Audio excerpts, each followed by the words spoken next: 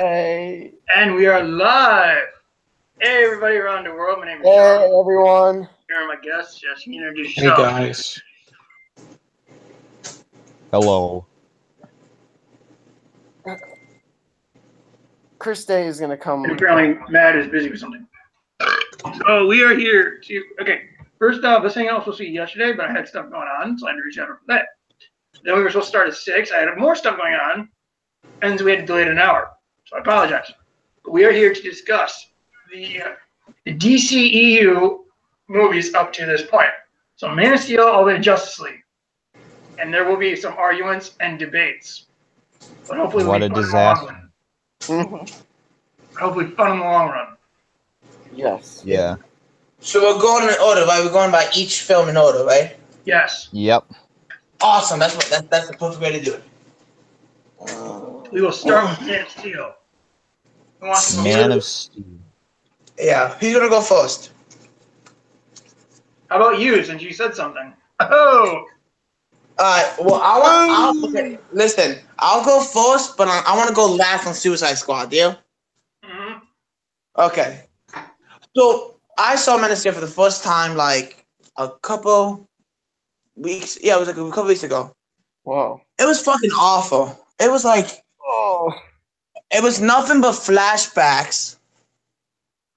And there was no build to the story. It was like one small scene in the beginning, flashbacks, then the big action scene. There was like no story behind at all. It was just fucking rushed. Like so much bad editing. The way the scenes, it didn't even feel like Superman. Like if you watch the original Superman and watch Man of Steel, at least the original Superman made a story. This is just let's show flashbacks to Smallville Superman, and that's the movie for half of it.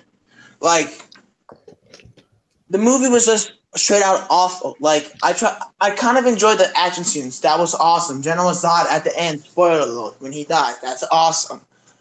But I do not like the whole movie, the aspect of it. I'm not a fan of Superman in that movie. I thought he was cool, but there was no character development. Oh, I meet Lois Lane for the third time. I'm gonna end up making out. Like how the hell does that make sense? Like, come on. He saved her life twice. I think he earned a kiss by that point. Oh yeah, but then he just comes to the okay. In the original Superman. Why am I saying Spider-Man? I'm Superman. In the original Superman, he got a job at the Daily Planet, right? In the beginning of the movie, right? They hold off on that shit till the end. It's like they took a little bit of Superman 1 storyline and then put it Superman 2 storyline, but made it god awful. Okay? No, they made it awesome, but continue. Listen, Man of Steel, it's better for Christopher Peace. I'll admit that. It's way better. It's kind of better than 3. But is it up there 1 and 2? Doesn't even touch them. It may touch 1, but doesn't even touch 2 at all. That's my opinion. So you guys can argue, talk about anything you want, but that's my opinion on it. Okay. Who's next? All right, How about I guess you? I'll go, or Matt, or Parker. Sean, or me. Yeah, I like it. I don't think it's horrible. I think there's far worse films, and you know, Matt is right. There's far films that are do the I guess the origin story of a hero. Like Spider-Man 1. I still think does it. I don't even know, that film has some issues too. But no. But anyway, Man of Steel. The action sequences are fun to watch, but I will admit can get sometimes carried away. But Zod, the performance is good. The performances I think are all good. I don't really have an issue with the performances. Nice pizza. Is that pizza you're eating? It looks like pizza. Yeah, pizza. Yeah. I want pizza. The score. I absolutely love the score. The score is amazing. Yeah, to me, is it one of the greatest comic book films of all time? No, but I do like it though. I mean, is it my favorite out of the DCEU? It's probably tied with this, and Shit. I don't even know, but I don't know. So I like it. Yeah, there's some problems. The collateral damage can be a bit too much at points. But yeah, I guess I haven't watched it in a while, so I'm kind of trying to think. All the Krypton stuff is cool at the beginning. A lot of cool stuff. I like the addition of a lot of the creatures and shit. You know, it's not like No. a frozen planet or like ice and shit or whatever the fuck it was in the first film. And I like that in the first film, but in this it works. Put the dog back on. Yeah, it's I enjoyed it. Yeah, it's pretty good. The flying sequences are cool too. Where's Even the though dog? some people complained and said they're a bit too shaky, but I think it works. Again, the score is amazing. Agree with you. The score's amazing. I do agree with the score, Parker. That's what you're right about the film. But when I think of what's in Solitude, I think of the ice crystals and stuff. I don't think of the, Yeah. I might prefer that overall instead of the weird penis ships, but I don't know. Mhm.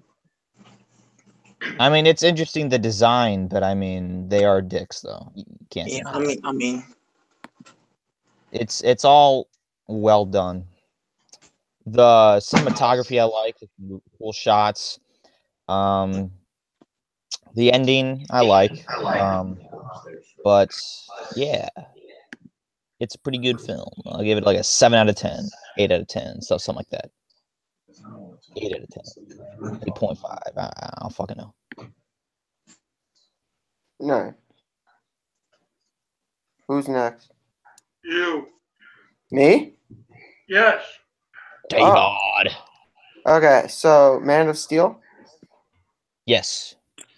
Man of Steel, fucking great. I love Man of Steel, honestly. Yeah, I have to agree. Man of Steel, like, no, it's not perfect, obviously, and there's a couple of lines in there, like, he's kind of hot. It's kind of stupid, Mhm. but Yeah, I agree. and also like the military stuff is kind of fun, but it's a little cheesy. Like, he's coming now, dun dun dun. And it's all like, yeah. But other than that, no, that I fucking adored Man of Steel. What's his name? Henry Cavill was just incredible. What he goes through as a character in the flashback. Yes, there are a lot of flashbacks, and you could use that as an argument against the movie. However, I thought it fit the theme of him coming into his own, and more so, especially when we see the bullying stuff. It was really well done, and I thought what do you call it? I thought General Zod was a fantastic villain. Yes. Oh my God, Michael Shannon brought so much to that role, not just physically, but you understood his motivation. He was born to fucking protect Krypton. Like, that was his mission. Like, and the Council of Trent or Council of Krypton, they weren't giving him the resources to help save them. And I totally understood why. Like, yeah, no, is he right in wanting to terraform the entire world? No, but he's given a compelling reason why we should why we should understand. Hey Josh, can you let David talk? Because I don't really know what you're saying. Yeah, I don't give a shit how many people hate this movie. What If you the don't fuck? like the movie, you just don't like the movie. Wait, who's talking in the background? That's Josh, and I'm having troubles hearing you because he's talking too. The version I go by, if this was the extended cut, Wait, what's going on? I just heard extended. I don't even know. Josh, it's not your tone. Richard no tone. extended cut here. Okay, guys, there's no extended cut. This is Man of Steel. There was no extended. Okay, Josh, it's David's tone. Richard's tone. There we go. Continue, David. Hello, David. Continue. Me? Oh, all right. No, yeah, Man of Steel. Okay, the action scenes. I don't think. Listen, people. The action scenes are fucking amazing. Holy shit! Like when they're people say, oh, they're just throwing each other through buildings. I'm like, I've waited. Listen, if you're a Superman fan and you like Superman doing Superman things, you did not really see that in any of the movies before Man of Steel. Because, okay, guess what he does in Superman Returns? He lifts a rock into space. That's the most exciting thing he Yeah, does. that makes no sense. It's boring. That movie sucks. Thank you. Like, Oh yeah, Superman Returns is actually a pretty decent movie. it's not the Kevin Spacey. I mean, like, okay, it's kind of he's a meme. Well, now. Kevin Spacey was the studio gave him lines that were terrible, but he did do a really good job as Lex Luthor. Even though those bad lines he was given, there was some good. No, he was not a bad Lex Luthor. He himself is good. The problem, okay, no, off topic. Okay, so yeah, Man of Steel. I love the. A lot of people hate the Zack Snyderisms of the movie. The whole, okay, you want to know the most Zack Snyder thing of all time? And this is in my opinion. It's in Man of Steel. Okay, whenever you hear the World Engine,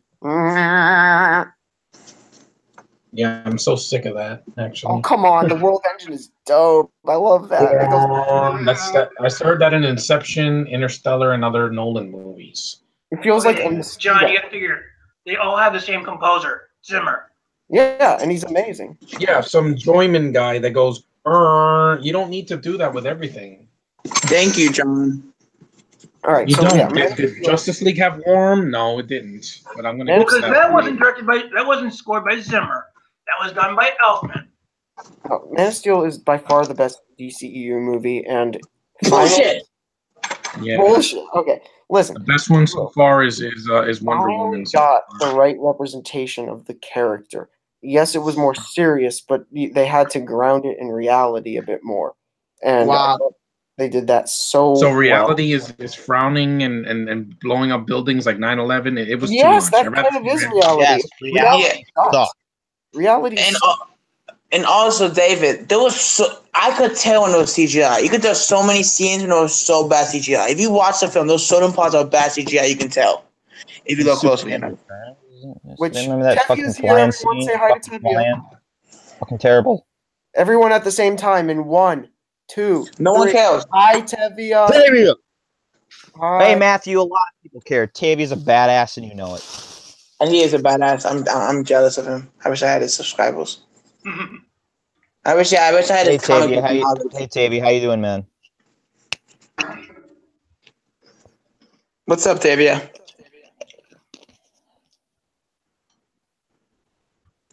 Seems like he's frozen or something. Oh, somebody muted him. Tevia? Wasn't me. Hello. How are they going? Hey, Tevia. I miss One you. minute. Yeah, 1 minute still right now, Tavia. Just let you know. Ooh, my Texas toast is done. All right, so who's next? I, Yo, can, show me that food, though. I guess I can go next. All right. Okay. That's better. So I only saw one other Superman movie before this one. That was Returns. What? So boring. Yeah, which one And you're trying to tell, and here's the thing, to go off topic a little bit. So you're trying to tell me that Returns will take place in the same universe as the first two movies. Okay. That didn't make any sense because in that movie. Here's why I think this. So That's why I want to talk about Man of Steel because of that. I thought Returns at least can weaken him, but yet he can lift a whole fucking continent of kryptonite. Yeah, I don't buy that at all. Oh, that's an all-star shoe, man. An all-star shoe, man. You got it with this kryptonite. Well, that very overcharged. Anyway. Blood. Anyway, Returns was too boring. So I was like, yeah, there's no way I'm gonna go back and watch the other movies if they're this fucking boring. So I saw Man of Steel. Fucking love that movie. I do. Everyone even says I love the movie because you have Superman done, differently for once. He's not the Boy Scout. Because and think of it this way: if you have two gods fighting each other, yes, there's gonna be total destruction and probably lives lost. It's called fucking reality. If you have two superpowered gods fighting each other, there's going to be lots of destruction. Not to mention, most of the destruction was done by Zod in the military, not Superman. Superman was trying to prevent the destruction. And then also, what I like about Zod compared to the original movie is that this Zod has more of a motive because he's a single-minded general who's determined to protect his race at all costs, even if it means destroying another race. I get what they're trying to resolve. I get the motive. The motive does make sense. Trying to do it, but 100%. Heresy. At the same time, though, Zod contradict himself. Again, that's the point. Zod always like that in every version. Like, excuse me. I will find him. Was really good. Or if you want to find out Yo, Tevia, I have to ask Tevia a very important question. Tevia, where were you trained? On a farm? Oh. And yeah, here's what I'm getting. Yeah, people bitch about Man of Steel. Oh, there's too much destruction. The building's falling. People are being put in danger. Superman kills Zod. Yeah. Have you seen Superman 2? Oh yeah, he did kill Superman Zod. kills Zod in Superman 2. Buildings fall. People Yeah. are in danger. Superman killed Zod. Have you seen Superman 2? Technically, Superman 2 didn't kill him. I think he depowered him, and then they. Dude, he crushed the hand of a defenseless, empowered Zod and chucked him into a pit of ice. Yeah, that's far more cruel than just snapping his neck. He didn't even want to snap his neck. He didn't do it heroically. No, he was put in a stressful He was situation. pissed at himself. He was Zod wanted to die. pissed of his people. More people die because Zod even says that they've even said that for every human you save, we will kill 1 million more. So Superman had no choice Zod. That was to Ursa. kill him. That's not Zod. That's Ursa. I know. I'm just making a point though, Tevia. Plus, he even says if you love these people so much, you can mourn for them. Yeah. So yeah, he was put in an impossible situation. You know what? I kind of agree with Sean on that because you don't really have much of a choice. You either have to kill him or put yourself at risk of seeing innocent lives die. And this is why me and Sean, we discussed this countless times. Nobody complains with the way they treat Spider-Man, but with Superman, everybody has to bitch and moan. Thank you. You're welcome. I knew that he was talking, so I knew that at the point.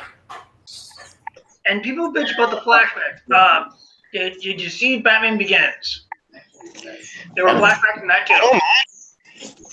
But here's the thing is, flashbacks in this movie are for us to get to know him. Because people said there's no character development. What do you call the fucking flashbacks then? The thing about the flashback don't really add up in order. The only Batman Begins with back in the end. Plus, the flashbacks in Batman Begins relate to what's going on in present time.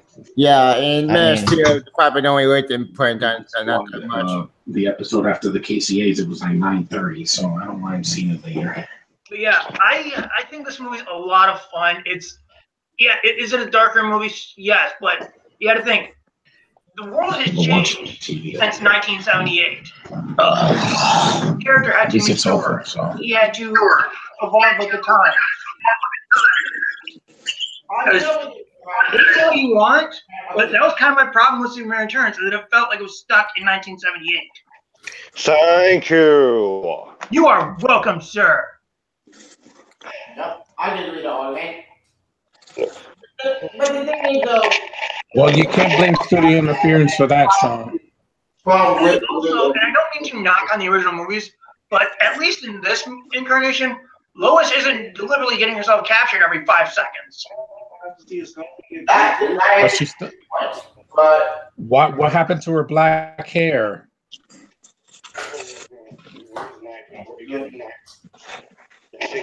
What about it? I miss it. I don't like it. A redheaded Lois. It doesn't make any sense to me. You do know Lois in Superman Returns wasn't a black-haired. So Oh, yeah. what? Brown, black. What's the difference? Brunette is better than a redhead for me. I didn't Great. mind the redhead Yeah, chickens too. Of course The- you don't, the Josh. hair- You love the redheads. color of her Every hair actress that totally has red affects hair, the you film's love. quality. But here, I I'm like brunettes too. no, I like I don't brunettes. care for it. Most redhead chicks are usually foreign, and I'm not a fan. Sorry. Fuck, why isn't the light working? There it is. So who's next? Who do we have left? Who do we have left? I guess I'm gonna go ahead and go. Yeah, because I have nothing to say. I've already ranted on this movie. I have nothing else to say. Because I need to get this shit off my chest. All right. Okay. No, this is not gonna be a rant. I'm not gonna rant. I'm not gonna get frustrated. I'm not gonna curse. But I do have a few problems with this movie. Now, and I heard that they were doing a Superman reboot.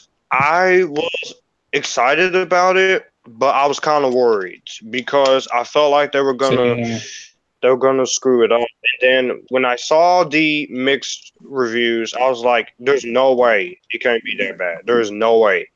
But it wasn't until I saw the movie on cable back in 2014, and I have to admit, this is my favorite Superman movie since Richard Donner's original classic. Look, I don't hate this movie. I can still watch it, but there are still problems I have with this movie. There are still problems I have with this movie. But I'll give the movie. At least I am a defender of this somewhat. But this movie, I liked what they did to Superman. I love the way Henry Cavill plays it. My favorite actors. I don't want to be on camera with a swollen eye. Henry Cavill is my favorite Superman. The Man of Steel didn't, kill the franchise altogether. I like the way he plays Clark Kent and Superman. It's like what Sean said in his review of Man of Steel. It's a more conflicted version and more human. I have to. It's more human.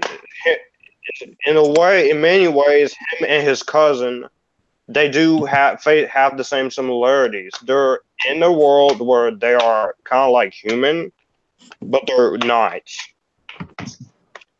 I didn't mind the way the costume looked. The same material that they used for his costume, it looks pretty awesome. It looks very awesome on Supergirl.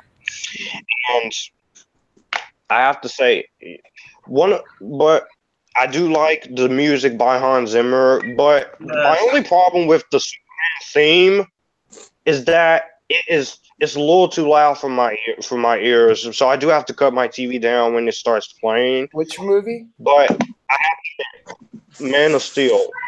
The theme in this movie. Hans Zimmer, he's a good composer. I liked him. I like the way the movie looks. The movie is shot very well for a $225 million budget. 2 hours and 23 minutes. It didn't feel like a 2 hour and 23 minutes for me. It was a good run. And I have to say, like Sean, me and him, we talked about it. He said that this movie's establishing that he may be the last Kryptonian. I don't think that's true because at some point they're going to have to bring his cousin on. And I will not be the last Kryptonian. Except he is like Kryptonian, all those in the Phantom and Supergirl. That prequel comment lied. Supergirl not in this universe. Right. And I liked the other cast. I liked Michael Shannon as General Zod. Yes, the screaming does make me laugh. Just like with Michael Sheen in Underworld: Rise of the Lycans, where the one part where he says, "I'll kill you." But to be fair, Michael Sheen, I don't know I didn't want to run back Underworld movie. That's the first movie. I have to say, Michael Shannon, he did a great job for the most part. He's not nearly as good as Terrence Stamp, but considering the shoes he had to fill, he could have been a hell of a lot worse. Agreed. Kevin Costner and Diane Lane, I really did like his Clark's parents. I liked Kevin Costner, the scenes with him and young Superman. He's basically telling Superman one day he's going to have to make a decision. Like Sean talked about, me and him talked about, and Sean, he's right. Sean, I'm on Sean's side, and I don't mean to interrupt Josh, but Snyder has came out and said that the reason why in Justice League he picks his red and blue suit is because he's honoring what Jonathan Kent said about standing proud in front of the human race.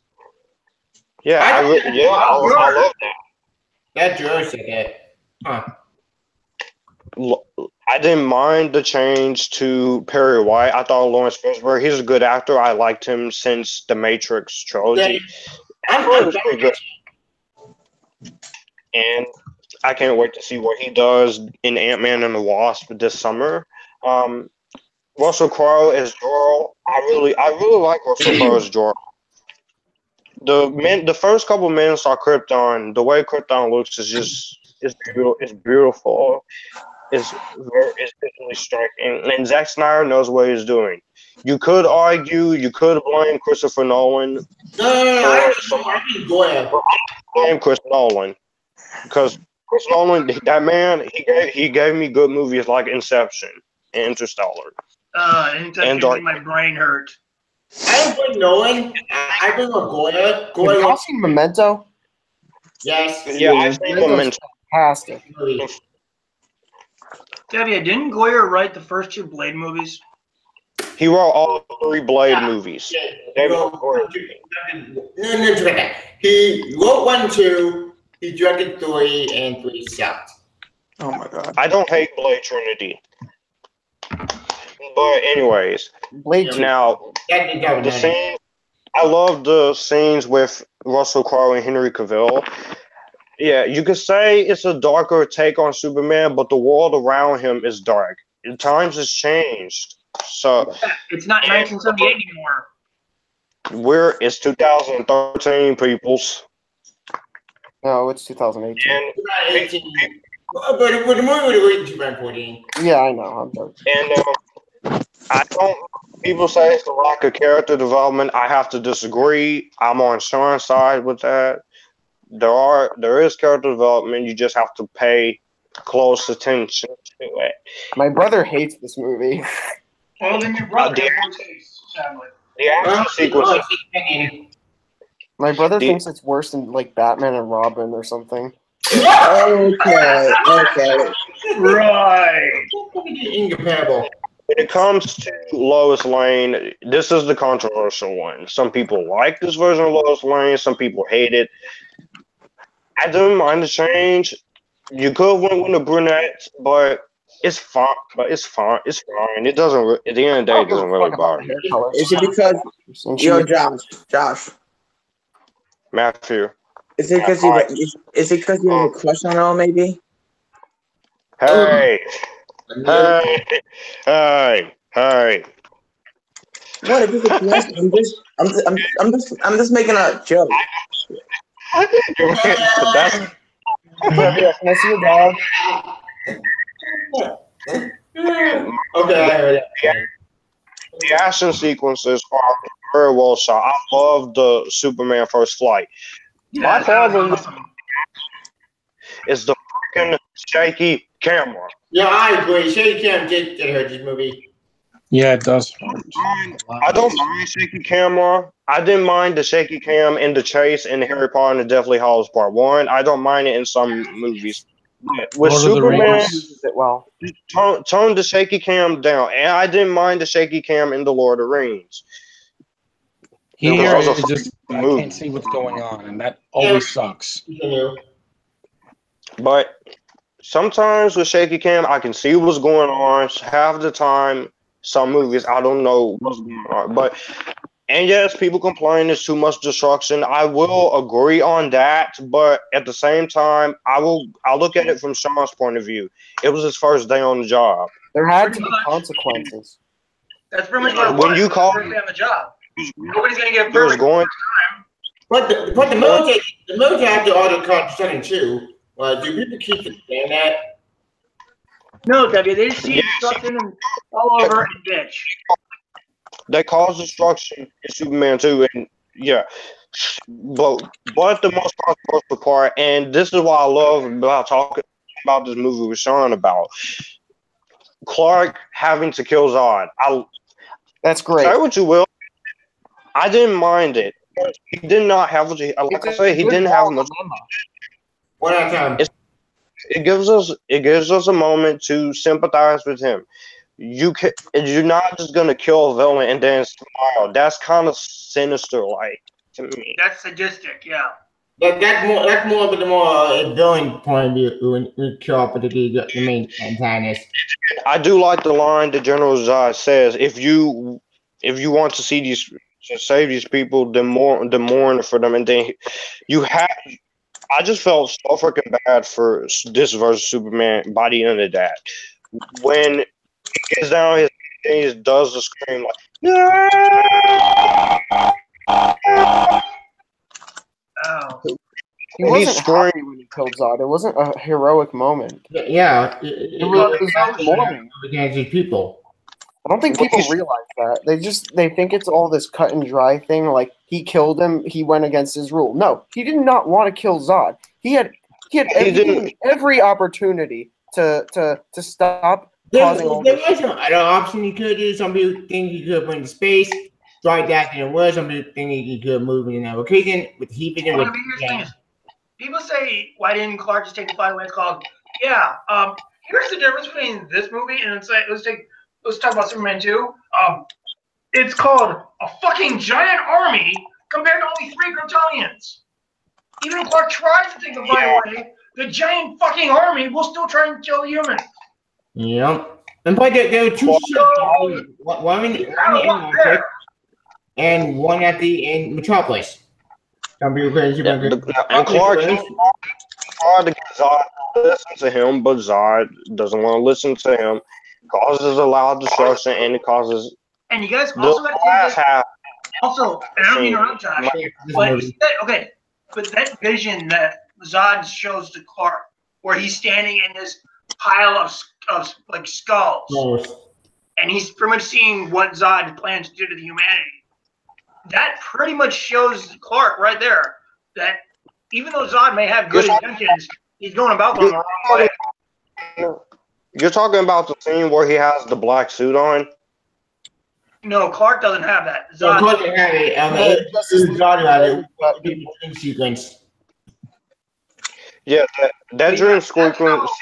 That's how Clark sees Zod. And even in the scene, I don't mean to interrupt again though, but the scene where Jor-El is catching Clark up to speed, people say, well, why are we seeing this? We've already seen it. It's like, no, people, we in the audience may have noticed, but this is primarily for Clark's benefit, not ours.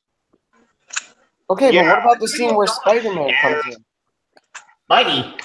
What? I liked the way Zack Snyder he said, you know what, I want to take this character, and people give Zack Snyder a lot of crap all because he directed Watchmen. You can't do that. Watchmen was amazing. It's a Watchmen with a second story. It's beginning, middle, end. There's no sequel, no prequel. Zack Snyder. A prequel. It is. What's his best movie, Man of Steel or Watchmen? Overall, I like all of them. The Dawn of the Dead, which is good, the remake. 300 was good. 300 was good. Watchmen was good. Second one. Talk about guilty pleasure. Yo, Josh. I agree, you do. I don't know if Sean agrees with me or not, but I feel we're taking a little bit too long on just one person. So should we let Tavia go or no? Wait, Josh. I'll let Tavia go. Tavia, can I see your dog? Josh, finish. I would want to make sure I give my thoughts on this, so it does take me a while because. Tavia, what's your dog's name? Yeah. The problems I still have, the shaky camera, a little bit of structure, and it does take a while to get going. It's not bored. I'm not bored by this movie. Overall, Man of Steel, like I said, this is my favorite Superman movie since the original Superman, but it is my least favorite, my 4th favorite of this franchise. But I will give credit to where credit is due because this is an underrated freaking movie. If people don't like it, I respect your privacy. That's fine. I'm not gonna attack you. I'm not gonna curse you out. I'm not gonna call you names. I'm not gonna hit you with a dodgeball either. So wait, could we all give the movie a score? Like, could we go across the board and say like 4 out of 10? easily, I'm gonna give this movie a 9.2 out of 10, Okay. and that's my honest grade for Next 9.2. What about Tavia? We haven't done Tavia go yet. Yeah. Yeah, Tavia, tell your thoughts. All right, my part, Man of Steel. Okay, when I first heard about this movie, when this movie was coming out, I was intrigued, but same time, why? Why we need to resume? We did a reboot, kind of. The Super Returns. But when I heard that the captain actually gave me some hope. Like, okay, this is a good casting choice. All the characters good.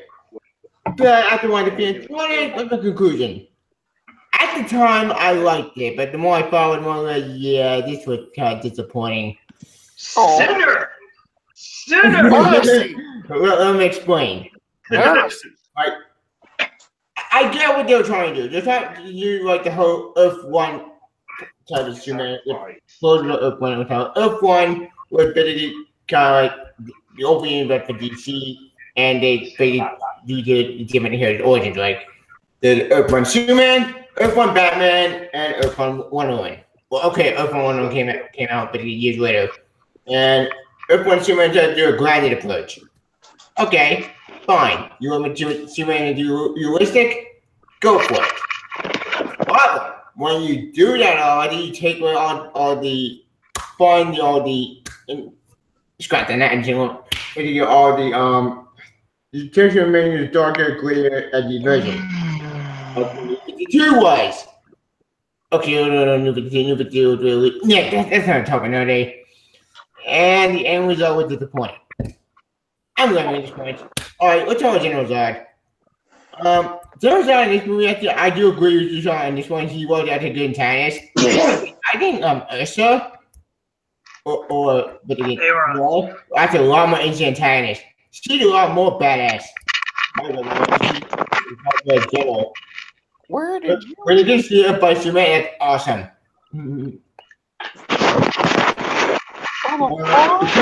Krypton scene was pretty cool. I love the Krypton scene. That was pretty awesome. So you can't did annoy me. It's still annoying to hell. Like the flashbacks. Okay, the flashbacks.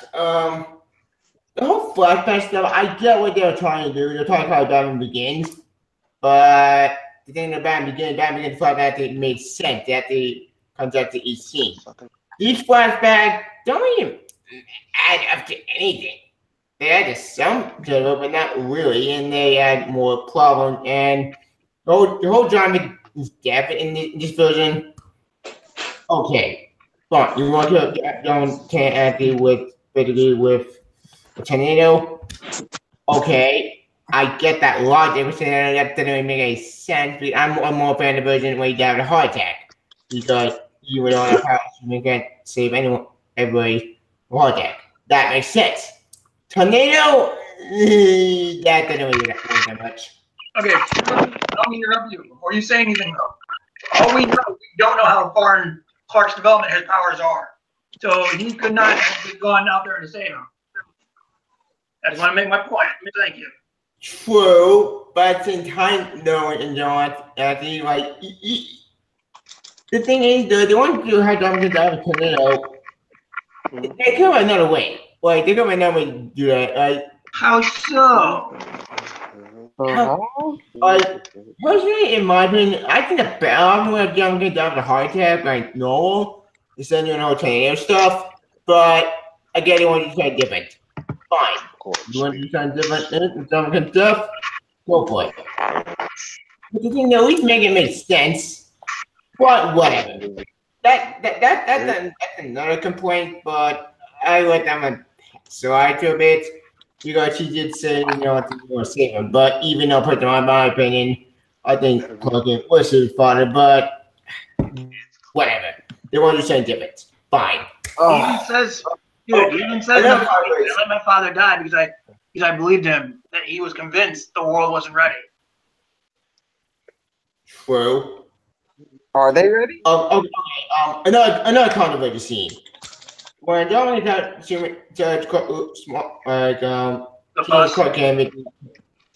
The bus. Older Lem died. He said maybe, but people Superman fans got pissed off about that. I, on the other hand, did not get pissed off by that because, look, I'm going to say that because, one, that just sounded a little bad advice. Two, it didn't really add hell, but again, this one realistic version. Fine.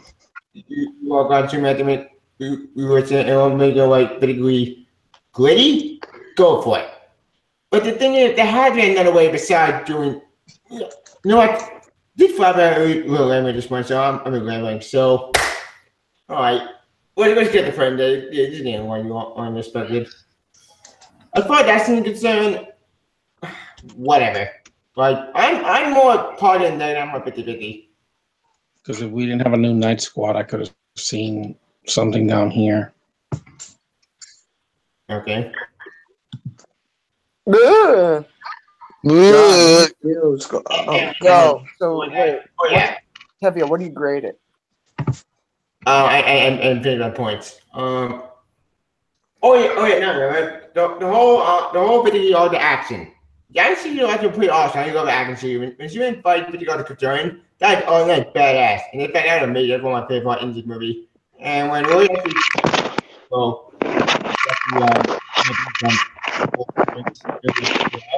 that was pretty cool. I love that moment. I forced to Corbin Joel. I think I think Corbin awesome Joel. And my opinion, he's one of the best part in this movie. Did you get at the pre-Joel from the other movies? No, Marlon Brando, but no, you know what? Marlon Brando and Roger Gordon are both great actors, and my opinion, they're both pretty good to us. Okay. I can see it. Oh yeah. What's this for now? The collateral damage. Okay, a lot of people got pissed off about the collateral damage. Because I say, people, the military got damage too. Did you not see the jets? But you trying to hit John's ship that gets stuck in that beam and it caused more destruction? Superman didn't call it, that was done because more destruction. With this ship, did people not see that? Apparently, people just want to see what they want to see. Like my parents. It's so stupid. Like, look, the collateral damage thing, I get it. It's obsessive. We see the final act where Superman and Zod, they fight each other. Fine. I can agree with those complaints. But it's too trying to not kill each other, but Superman trying to stop Zod. And after they brought the creature in the Phantom Zone, Zod somehow survived. You know, technically speaking, shouldn't he be sent to Phantom Zone too? But actually, I said things. Do it. Plan, do the ending, which would have Zod return to Phantom Zone along with other components. But I think it was Nolan that changed it. Yeah. No, I think Nolan actually suggested the idea. It was more Goyer who suggested that idea, or Snyder. I forget. Somebody changed it. Somebody changed it. Who knows? Okay.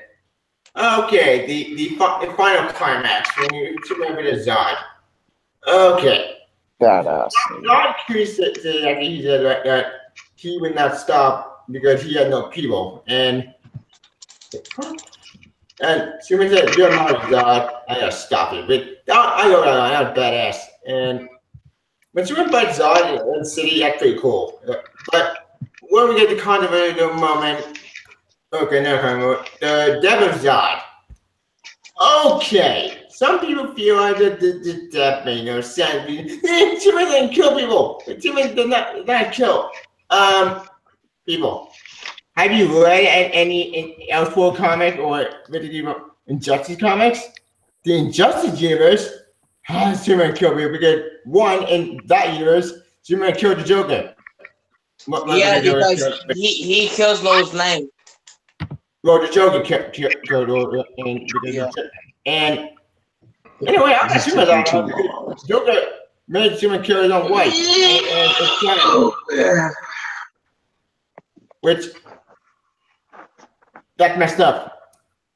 Yeah, that's a side universe. Touching that shrimp again. Why did that even get that shrimp? In the Silver Age, Either I'm allergic to that shrimp or it was undercooked.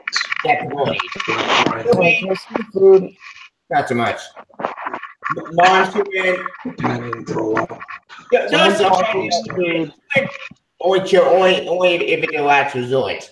And he didn't like killing. That Sean should have started at 6:30 because doing this at 7 o'clock. I gotta see my squad in less than an hour. Anywho, I'm leveling this one, so I'll give my conclusion on this Zod's death. Some people think too much in Killzone. Me personally, there's no options. Like, he couldn't block his eyes, he couldn't really move his head. Like, in a way, there's only one option. Like, even though I'm pretty against it, I went past because I thought, fine, you want to kill off Zod? Fine, do it. But there's not because there's no option. So I kind of liked it in a way because it doesn't make sense.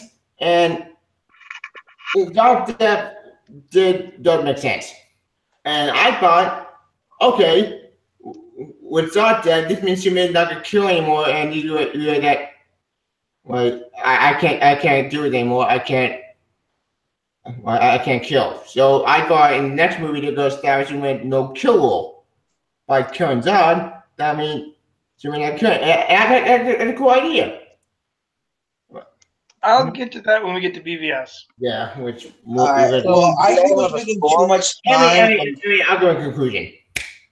In conclusion, I thought. After finale when she went to the planet, that was a cool moment. I love my moment because that's the Clark Kent Danny. Because I'm pretty fond of it because the Clark Kent is very important to your comics. By the way, the Libra book's really good. I recommend you read this book immediately. It's awesome. Anyway, in conclusion, for Man of Steel concerned, I think Man of Steel is an okay movie.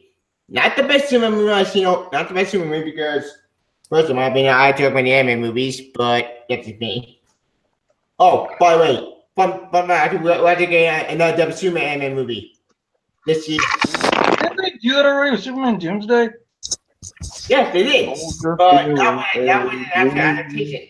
This one could be actual adaptation. Well, kind of. It's gonna be adaptation, but he hit the banners though. It's gonna be set in that same universe. Well, just we thought. Which, for the record, I still want my Justice Dog movie. Where's my sequel? Damn it! This movie's good. But whatever. That's not talking about it. Alright. But if you did the anime movie, it could be set in the same DC anime universe as Justice War, Former Atlantis, Justice Returns. Teenage Judy Contract, Suicide Squad, Hard to Pay, but that movie actually really good. I actually felt the Suicide Squad movie or the which we'll get to Suicide later. And now Devil Superman and plus Reign Superman. It's gonna be a two-parter. Part 1 with Devil Superman, part 2 with Reign Superman. Which has Cyber Superman, Boy, Eradicator, and Steel. And okay, Debbie, now some of your feelings on Man of Steel, so we can continue. Yeah. In conclusion, as far as Man of Steel is concerned, it's an okay movie. Not the best movie I've seen all year or that year. But you know what? It's better than Superman Returns. But Thank you. But you can't beat the classics. We spent too much. sure as hell beat Superman 3 and sure as hell beat Superman 4. Okay, we gotta move on because we've already been. The comparison. Okay, I don't mean to rush. I don't mean to stop you, W, but we gotta move on because apparently we've been streaming for almost an hour. Yes, thank you. Okay, but I will say this one last thing though. People complain about when Clark says Krypton had its chance being him apparently being the real villain's called like, no, they actually did have their chance. They fucked up. And Clark knew that if Zyra tried to rebuild Krypton, they would just make the same dumb mistakes again. Exactly. Yeah, Thank you. humans. If you kill this, about harvesting their core and eliminate choice and all that stuff. Yeah, so it's all a choice. And Superman made a choice. Save humanity. I just wanted to add that, and now we can go to BBS. Yeah, argument lady. Finally. Superman does. BBS. Movie. It's okay. All right. I would probably say a 7.5 for Man of Steel. I think. All right. 9 out of 10. Love I that. really enjoy this movie. So now 9.2. let's talk about Batman.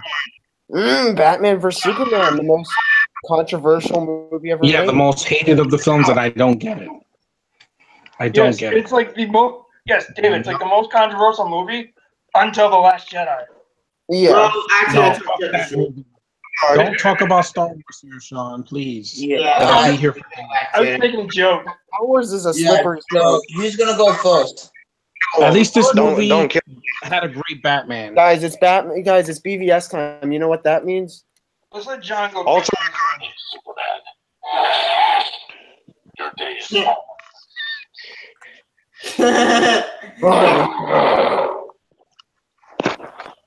I like that For home. $20. Pretty cool.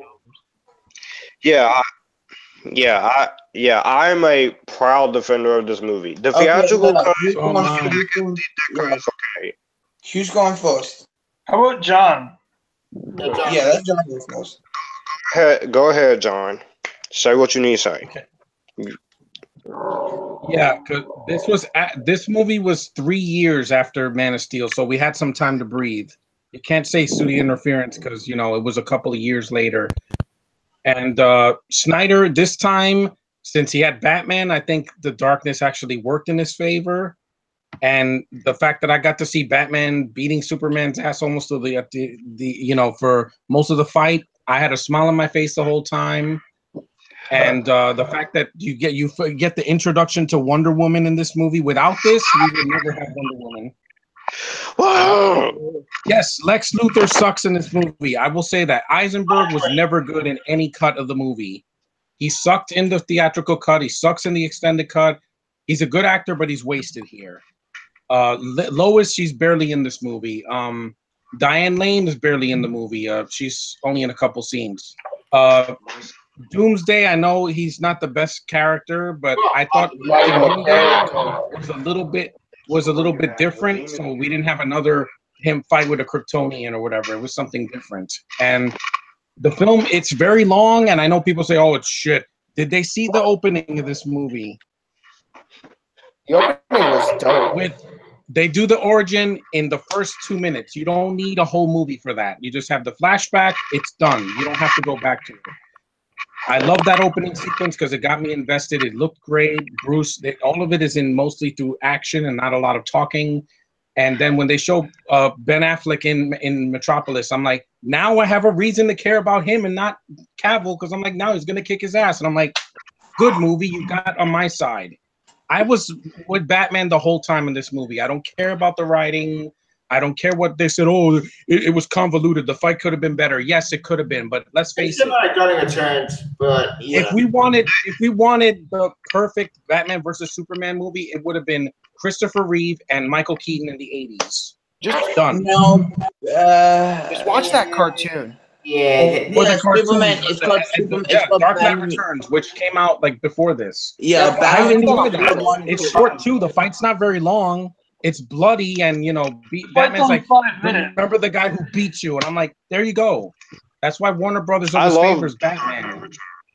Whoa. Yeah, it's a good Um, and it's long That's too. that's not really true, John, but the only reason why Batman gained more popularity is Superman was inactive for nearly 20 years. No. That and because his movies make more. And let's face it, Nolan took Batman seriously and he took him to another level. Yeah, they're crime dramas, not really action films. Batman is obsessed with Batman 24/7. Like the thing about Batman, Batman oversaturated to the point of insanity.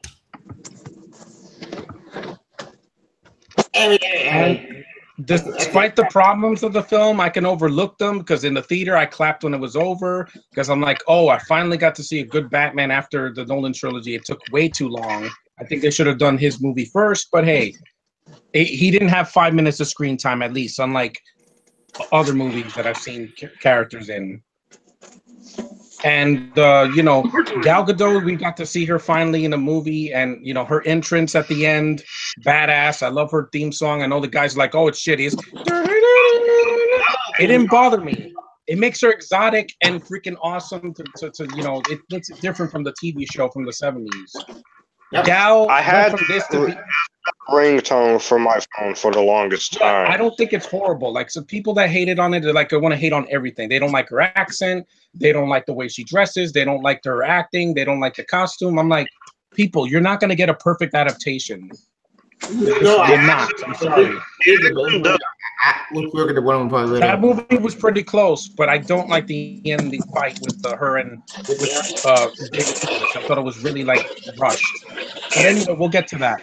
This movie's not perfect. I don't have it on Blu-ray. I will get it someday because I don't hate it. Like, this movie got like Batman and Robin reviews, and I'm like, what are you talking about? Oh yeah, I did get that. Or Razzie Superman Award. 4 or Catwoman. This is not as bad as Catwoman.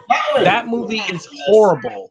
That's a film that has no character development, nothing. A horrible villain, bad writing, bad special effects, bad story. Everything about that movie just was a complete opposite. This at least had an awesome Batman. Do you believe you will? People were clapping in the theater when they heard that. Every scene with Batman, when he was punching Cav on the face, they were laughing. When he hit him with the sink, I thought that was hilarious. I'm like, finally, you put some comedy in this movie. I needed that. I didn't need dark tone. I don't think that was supposed to be comedy, though. Yeah, it wasn't. I wanted it funny. because they said, "Oh, we're not going to be Marvel. We're not going to crack jokes every 5 minutes." But Man of Steel, there was one joke. One. There's one joke, and I that's think he's hot. That's it. Everything else is And he does dead. smile still. Yeah, and here he's frowning, but I'm like, you know what? At the end of the day, we're gonna get our lighter Superman in the future, and we did in Justice League, even though he's not in it that much. So it led to something, at least. it went to Okay, but here's the thing, though, John. You'll get Tell you, it. I don't. Let me know a minute or interrupt. But here's the thing: is both Man of Steel and BVS were intended to be a development into the traditional Superman. Justice League was supposed to be the end point. And it was, Well, even though it was less of him. Which we'll get to that in a minute. We'll get to that later. Alright, well, if John's done, can I go next? Yeah, you can go. I don't want go. to be here for 2 hours, so go. Yeah, I know. This is actually my second favorite out of the whole entire DCU universe. This film was I wasn't a big fan of the regular cut, but when I saw the ultimate cut, I was more of a fan of it. The open cut. Yeah, that cut was so much better. It's a really good movie. Like, the only thing I don't like is the ending. I think the ending with Doomsday was kind of stupid. And that Martha thing was dumb. Like, I mean, that was dumb. Okay. Yeah, bro. I just kicked your ass, but you said my mom's name. Let's go be best friends.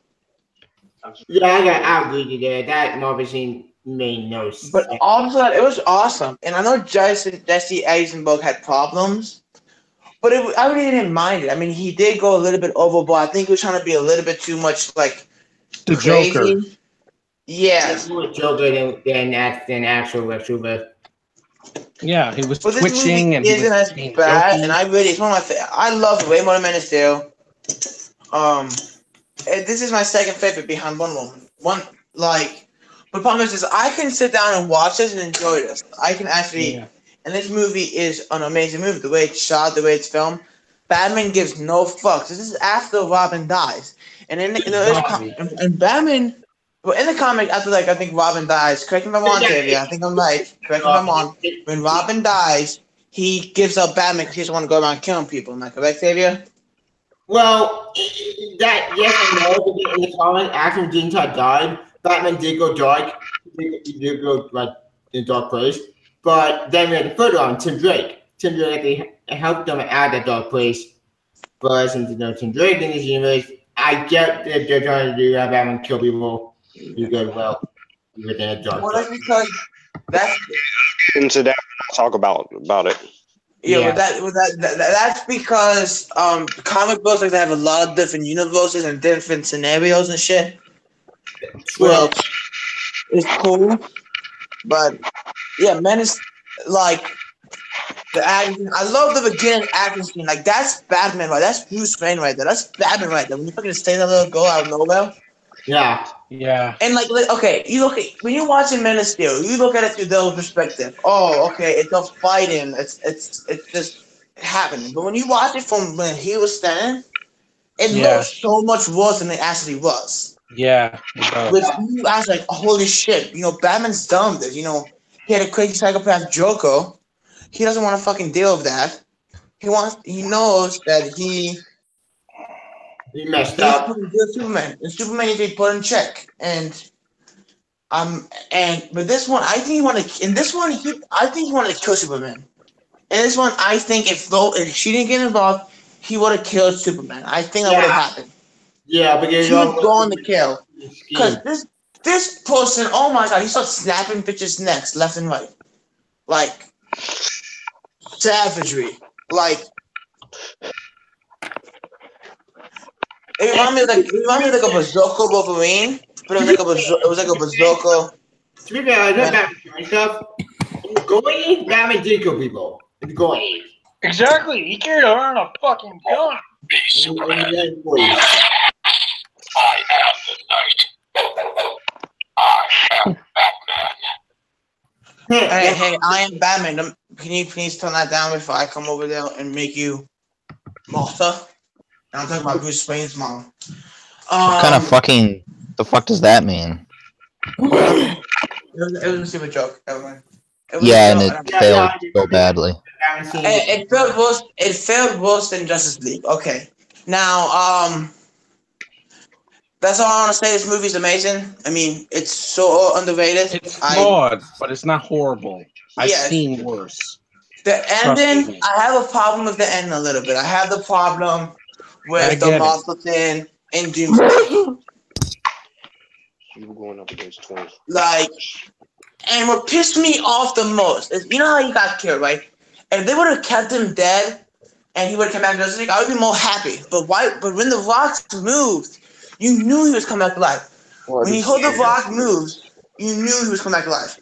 That pissed me the fuck off. I'm getting mad at they retconned it and Well, Listen. to be fair, if you read a comic book, you knew he was coming back anyway. Yeah. I know that, but I didn't like the rock. It's just an thing. inconvenience in the DC universe.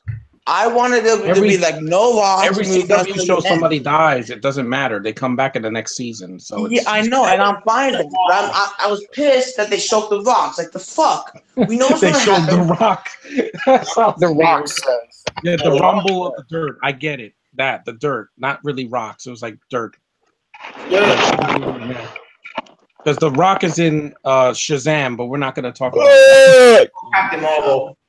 I still can't cut them all the day I die, damn it. That's his name. They can't It's gonna be call a him puny Shazam. boy. They're calling it Shazam, Marvel's so that's name. the character's name. Never. Guys, His name is calm down. Shazam. Get over it. Marvel. Who saw Rampage? I did not. Calm down. Josh, Down. we'll all calm down. Evan. Bro! Okay, Matt.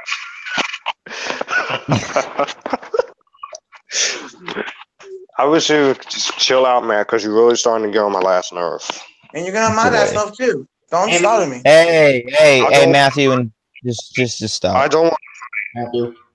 Calm down. to. I just. How about this? Either settle down, or I'm going to end the stream. Do it, All Sean. No, who's next? Who's next? Let's just drop it. Who's next? How about this? I'll go next. All right. Okay. Okay. The reason why Superman is all depressed is because he has pretty much all of humanity pretty much freaking hating him. You know, some are hating him, some are praising him like a god. So he doesn't know which direction he should lean, really. Because you have all this destruction happening around him, especially with the Senate, with that bomb, that he even tells Lois, I should have seen it, but I didn't. But yet we find out he couldn't see it because it was lead lined. So he's being blamed for something he didn't even do. I know that, Chevy. I'm talking about the movie as a whole. Yeah. Yeah. But yeah, that's the thing is, and the reason why Bruce is a criminal is because, one, you have the Alphas incident, which technically was never his fault. Although, according to Zod, he did lead them there. Oops. Yep. Oops. Oh my god. And then, but yet the bombing of the Senate, that was Lex's fault. And the Africa thing was Lex's fault. He organized that to I guess frame Superman to make people think that he's not as God-figurely as people think he is. Because that's the thing that's Lex's whole plan is he's Clark as essentially the human embodiment of God, and since he believes that if God is all powerful, he cannot be all good, or if he's all good, he cannot be all powerful. He's trying to make Clark look ungodly as possible. Yeah, I thought that dialogue was kind of pretentious. Yeah, I gotta agree. Yeah, it's just too pretentious. I'm like, you don't need to do that. Because even says at the party that books are knowledge and knowledge is power. And he's basically trying to say Batman Forever. He's trying to say that he's more knowledgeable, so he should have more power. But yet you have Clark, who is literally the human embodiment of God. So he's trying to tear him down to make himself seem better by comparison. Like, does that make sense? It does to an extent, but then I get more questions because. But here, okay, Tevye, here's the thing is, here's why I'm okay with it. Because it's not fucking land. Thank God. Finally, Lex Luthor is not obsessed about fucking land. Well. Superman the movies. Oh, I want California because. When? Too. Australia. And Cuba. Superman 2 or Superman 4, it's something about weapons because of land, I guess. Was, I want to create a kryptonite continent. Okay. But now it's finally something that's not about fucking land. Thank fucking God. Yeah, well, I mean, there is going to be a lot of land after Donald Trump fucks up our country and gets us in the wall. Okay, let's not bring real world politics into this. Yeah, just a superhero stream. Should I? Anyway, yeah. Look, here's things. The reason why this Lex doesn't piss me off like it does most of you guys is because finally it's not about fucking land. He's annoying though. And actually, okay, but you have to think though, John. His father grew up essentially in poverty, really. So and yet, so he's saying that, and he even says that his father used to abuse him, and he would basically pray to God to save him from the abuse. God didn't help him, and so that's when he's saying that if God is all powerful, then he cannot be all good. And if he's all good, he cannot be all powerful. And which is why he sees Clark as the human embodiment of God, and so he wants to tear him down. Does that make a little sense? It does. Okay then. And that's the thing, that's why Clark leaves after the Senate thing, why he goes into the snow to essentially to die. Because he's seeing people pretty much hating him for shit that's not even his fault. And when he sees the people on the ground injured, he's like, why am I fighting if these people don't want me to fight for them? So that's why he kind of runs off until he has that scene with Jonathan in the snow when he's telling them that story about how Jonathan tried to save his farm, but yet took the water upstream somewhere else and ruined somebody else's farm. He's like, he's trying to tell Clark that even though you can do good things, there's still bad consequences. You have to learn from them. Hey, Sean. Yo, Sean. One of the most cringiest spins in the movie. Hold up. No. Oh yeah, the joke. Can I actually have that? I kind of want one. Well, it's actually pretty sticky. It's been in my drawer for because I don't like sour Jolly Ranchers, and my friend got me a whole bag of sour Jolly Ranchers, and they're just not even open, sitting in my drawer. Can I have the non-sour ones?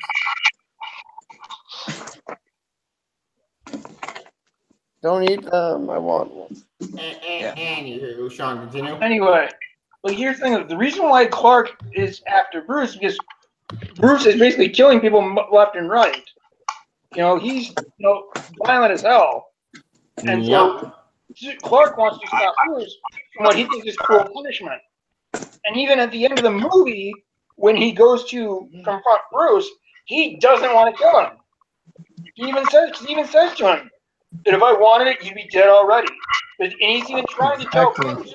Bruce, you have to listen to me.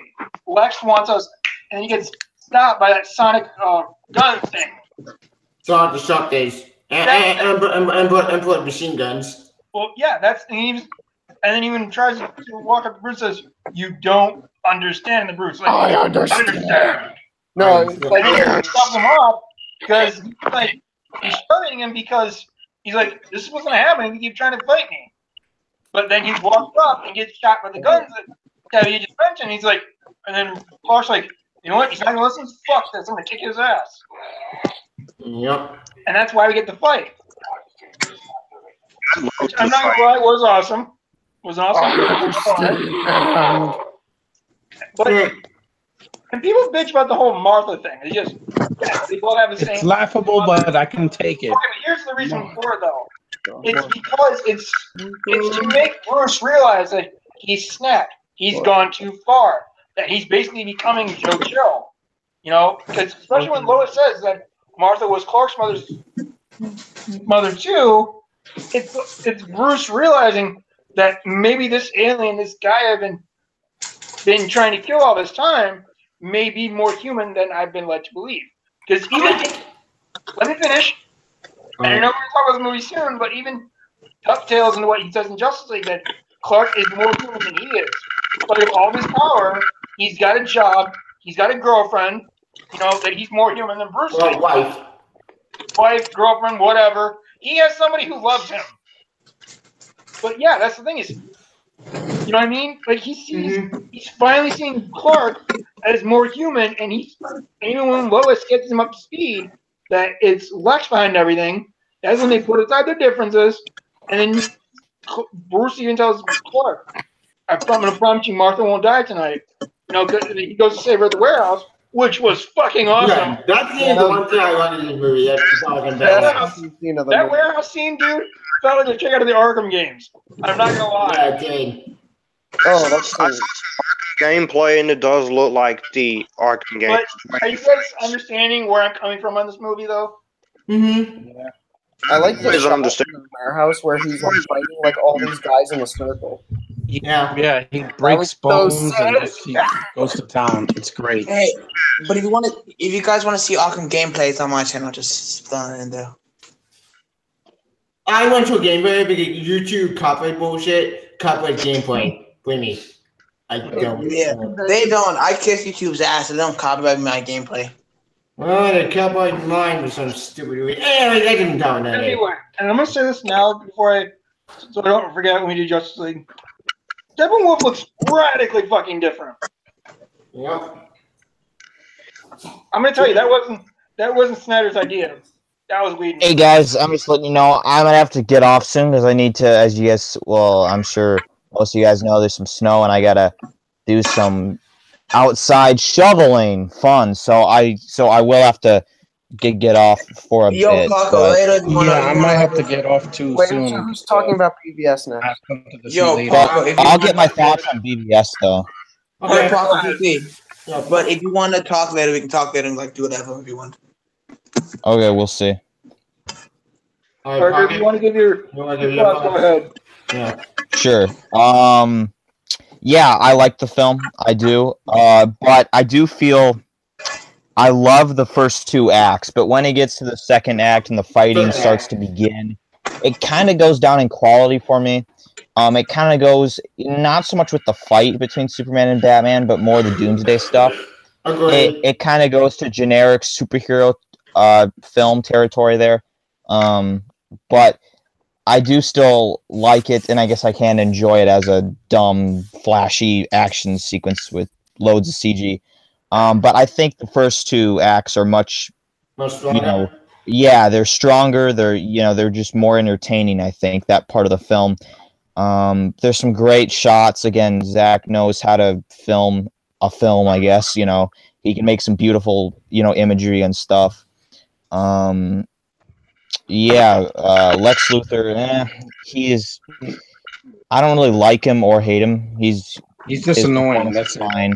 Yeah, he's like when not Lex at all. It's just more like Joker. He's trying to be the Joker and the Riddler, and I'm like, it was just more too like over the the top Riddler. for More me. like the Okay, Riddler. but More here's like the the thing, Riddler. though.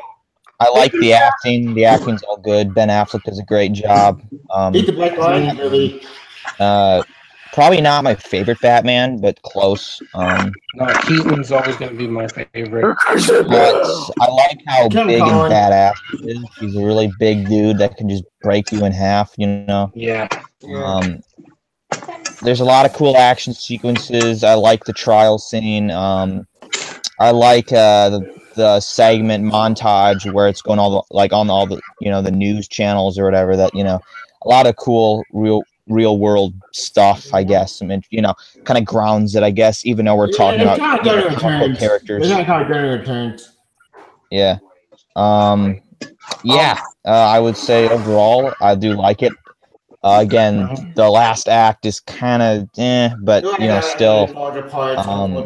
Hey, A lot of the do you DC guys, films have that problem. do you guys want to hear a fun fact?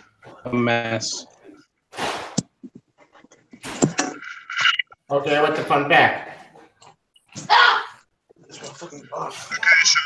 I want to ask you, how did you feel about the way they handled Clark sacrificing himself?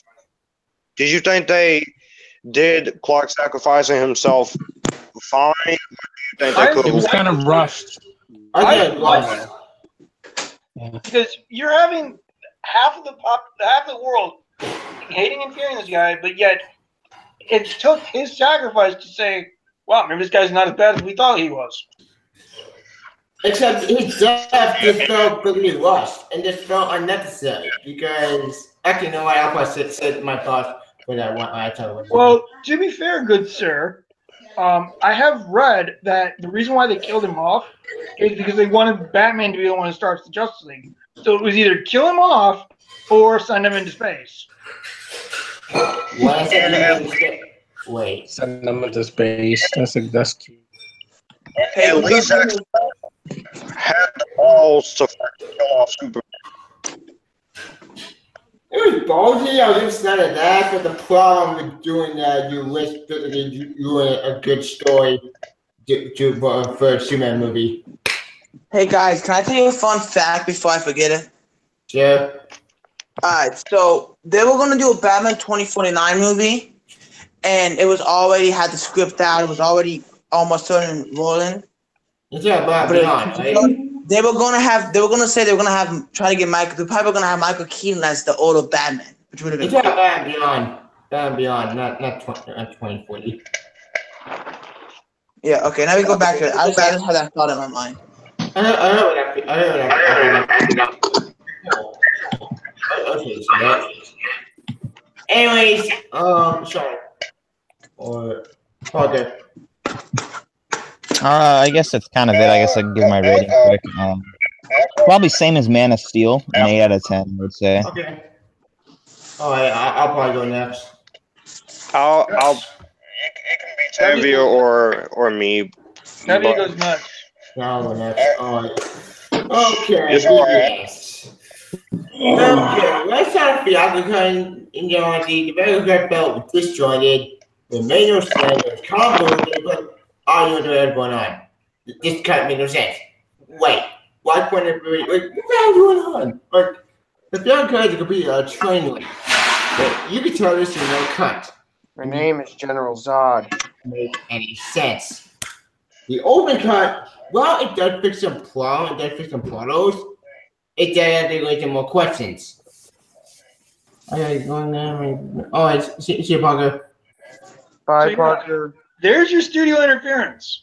When they chopped 30 minutes out of this movie. Yeah, There's your studio interference right there. Yep, it gets disjointed. Yo. It's complete cut the fuck, and it makes no sense. Open cut did fix a lot of problem with the reality cut. It did add something back. It got fun. Problem is it added more questions. We did one. Why Batman killing? I get Jean Todd death, I get that, but the thing is though, they can at least show a flashback Jean Todd death, explain out to how he didn't get died, explain there was killing. Fine. You want Batman kill people? Fine. Go for it. At least have a reason when to kill people, but but then there's no context, so that's all people are pissed off at that. I kind of agree with the criticisms, but since I know it does make sense, it's sort of. All right, the whole Clark Kent scene. Okay, Tavia, I don't mean to interrupt real quick, but remember the scene he has with Alfred when he talks about how criminals are like weeds? You pull one up and another one grows back? Yeah. There you go! But anyway, that's going to Punisher. It's going to Punisher actually method and then Batman method. The one Batman I knew that killed people is Thomas Wayne Batman. Basically did what Bruce is trying to say, that you can put a criminal behind bars, they're just gonna get back out soon. Whoa. But the thing is, though, the one I know that killed people is Thomas Wayne Batman and Flashman Batman. But you know what? The whole killing stuff will be all day if I just. Yes, we will. So, all right. To put it in that topic, I'm fine about him killing as long as it made sense, but whatever. Fine. I let that one pass. At least to an extent. The Clark Kent scene might be in the open cut look far better. They had more Clark Kent scene. I like that part. That's pretty cool. Yeah, Clark Kent actually investigate the Batman, investigate why he doing these criminals. But after the show, one criminal get killed off, which okay, that was weird. So I'm gonna go through and want to kill that criminal off. Which actually, we need to see Gordon in this movie. Where was Gordon during all this mess? Apparently when they were making the movie, apparently it was originally planned that Gordon was going to be dead in this universe. Then when they did Justice League, they kind of changed their plan. Huh? Oh. Okay, that's confusing. Dude, Justice League is one confusing mess. Oh, yeah, that's what a clusterfuck. We're going to get to later. Yes, we will. Oh, okay. That's another part. Yeah, I talk about Podcast is putting me to sleep, man. Okay, the current Jimmy Olsen. Okay, that part I got rid of people. That felt it was a horrible idea because why didn't Jimmy Olsen kill him off? Like, he's going to Jimmy Olsen, don't kill him off. That's depressing. Kill who? Jimmy Olsen. Jimmy Olsen. Yeah. Who they killed off. Yeah, okay, you know in the trailer that guy that's talking to Clark when Bruce shows up to the party? Yeah. Why not just make that guy Jimmy Olsen? I agree. That would make all more sense. Why kill him off like a red sun? But actually, fuck if I know. And who was the other Olsen in the other movie? Jimmy Olsen was never in the other movie, apparently. No, he wasn't. I know that, but okay. You have Jimmy Olsen who's a different Olsen, but I get it. What? Yeah, whatever. Why should we kill the Warlord? Okay, I don't know why should we still kill people. That yeah, I was gonna say that, but I wanted to save it for this. Apparently, Snyder's came out and said that guy's not dead. How? Well, super speed now. Whatever. Hey, I'm just taking the bits of info that I'm given. That's true. So don't shoot the messenger. I know. All right. Yeah, whatever. Okay, the guy's not dead. Great, I know how he survived that, but whatever. Yo, BVS. Okay. BVS. Okay. Actually, I'm gonna finish it. Okay. Okay. What's it the scene? But at this point, what's it the whole apocalypse scene? Or no, Why not make this guy Jimmy Olsen? I don't mean to interrupt. Yeah, I agree. Yeah, that would make a lot more sense. Why would they do it next 5 minutes? That's annoying. Anywho, okay. I didn't mean to interrupt, but I just finally found that image and I wanted to show it off. Yeah, that's okay. Oh yeah. Okay. What's up about the whole apocalypse scene when Batman dreamed of Mad Max, okay, apocalypse. Okay, that seems in my being done kind of confusing because one, How did bad idea in the future? 2. Why did you show the power symbol with Darkseid? That was a vision given to him by the Flash. With that's another problem because I had multiple. Because it's a dream within a dream, and then Flash shows up and then what is the dream? No, dude. There was no dream within dream. That was all one thing, apparently. Dream. The vision that Flash gives him, plus Flash's appearance, was all one dream. Or it wasn't even a dream. It was all one thing. It was all real. How? Wait. Okay. If I know Flash's power, I know from my memory, and I know from the TV show and for some other sources and for some comics. I don't remember Flash giving visions to other people from the future because it's that Flash in the future to a timeline that what?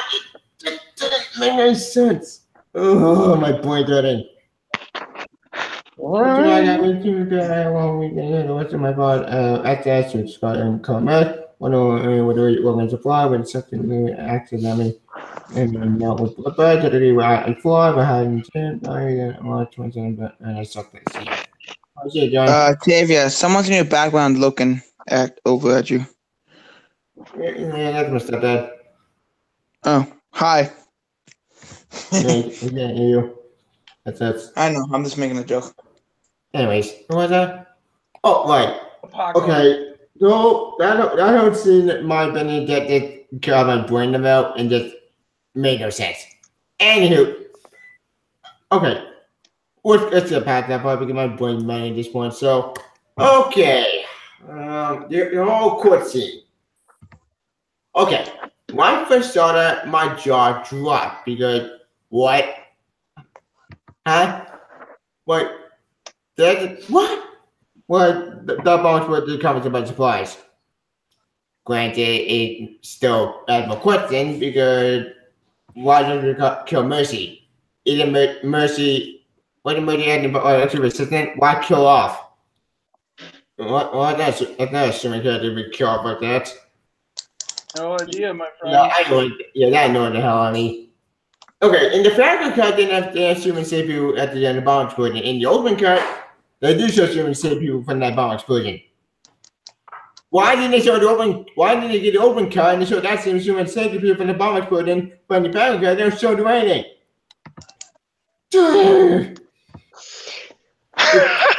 I don't like. After the different cut, they're really annoying. Yeah. Yo, I gotta go in like about 15 minutes because I'm going to my friend's house. All right. That's like, fine. I'll talk about BVS though. Yeah. All right. I'll probably rush myself like to the Everyone, I am sorry. to the fight. All right. After the bomb scene, we have Batman. All right, basically go to the lab, steal the kryptonite. And then I think we have the whole technically like flash drive thing, which okay, correct me if I'm wrong. When did you get time to basically we're on the road for each Jettically member with Cyborg, Aquaman, Flash, and Wonder Woman? Well, how did you really know what you meant here, man? We know what Cyborg. Actually, those Cyborg scenes get beat the hell out of me because. If we're going with the New 52 version, the Mother Box, then why in technically did they have Cyborg?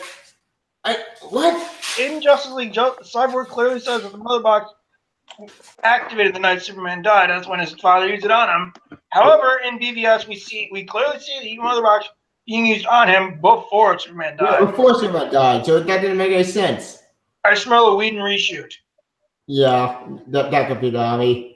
Well, granted, I still maintain Cyborg should not be on Justice League. I said before I said again. Cyborg is a Teen Titan, not a Justice League member. Or in Justice League does not work. Like, thank you. No.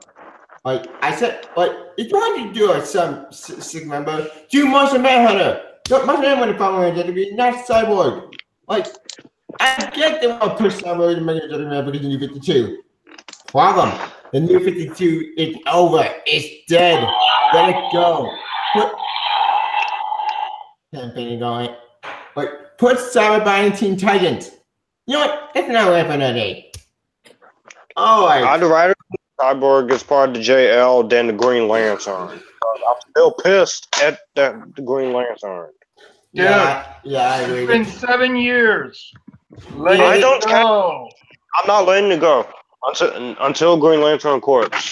Anyway, that's different talking another day. Alright. Living Maddie sucks. I'm not letting that go. Anyways, back to BBS. Okay, the fight between Superman and Batman. While that fight was cool, the end of that fight still make no sense with Martha. I get what Sean. I get what you're trying to say. I get the defense. That defense Thank you. does make sense.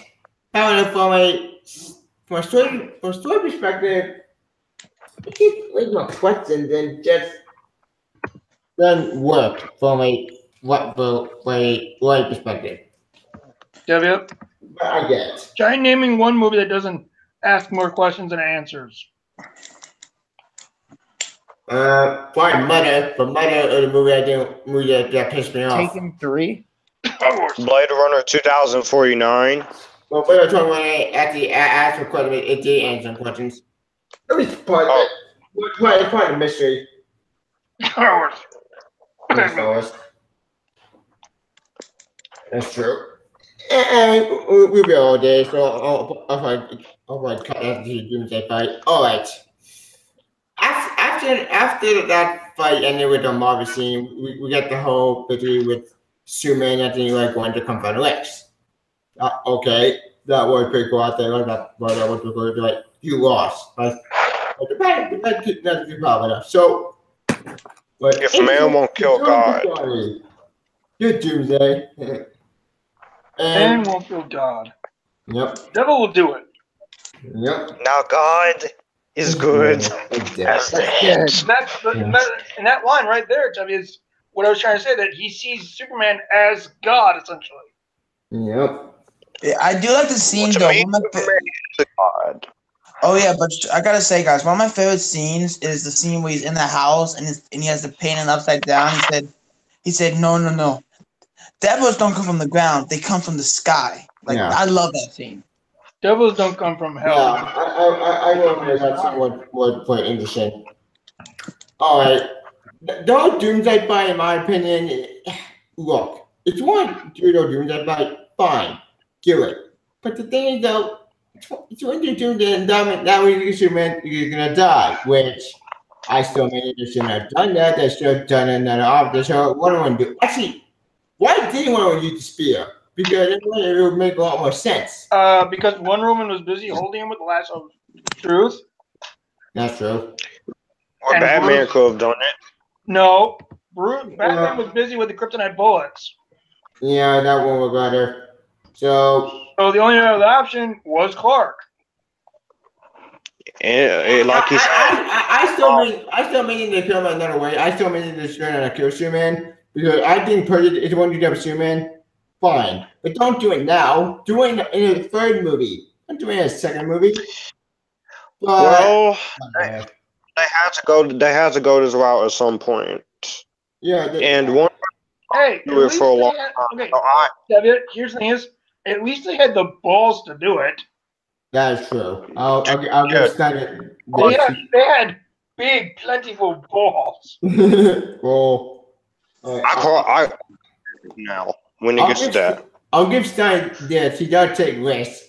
When it's only they don't work, and they do work, but That's the thing. At least he takes them. yeah, at least he tries. I Anyway, gotta go with that. Star Wars. alright. I thought the Devil because I still made it a whole mistake, but whatever. It happened. So let's move on from it and to give my conclusion. In conclusion, as far as the movie is concerned, not good as Man of Steel. It's not horrible by Suicide Squad, which you're going to but Oh, still a decent movie. Now, with all that said, do I still like this movie? Yeah, not really. But Ben Affleck's good Batman. Gal Gadot's good as Wonder Woman. Henry Cavill's good Superman, but Ben Affleck's good, not so much. That's a pretty cool digibook there. Thank you. There go. Anyway, in conclusion, as far as we're concerned, I just read them with a 2 out of 5 stars. What I said. I'm smart right now. It's not that Suicide Squad was a good story, but Oh, yes, we it's will. a whole lot better. But Get ready for me to the it's still an ancient movie. That's all I'm saying. Well, I guess it's my turn now. Yeah. Wait, Well- I gotta leave soon. Before I go, I'm gonna let David give his thought. Yeah, David. Yeah, you should. So we're not here for another hour. So we're talking BVS? Yes. Yep. All right. BVS. All right. Here, I'll give you the short version. No, fuck. Give me a second. Your day is Okay, yeah. All right, so theatrical cut. I saw it in theaters with my dad, with my brother. Brother hated it. Dad was, when I saw it the first time, I mean, I had a fun time. Like, it was a good time at the movies. I knew in the back of my head I wasn't watching the most quality picture ever, but it was still cool. But then, yeah, like I realized it was pretty mediocre and stuff. Then the Ultimate Cut came out, and it was pretty good. No, it wasn't perfect. It wasn't even a great movie, but what it did do was, it it gave a lot of context to things that didn't make a lot of sense in the original cut.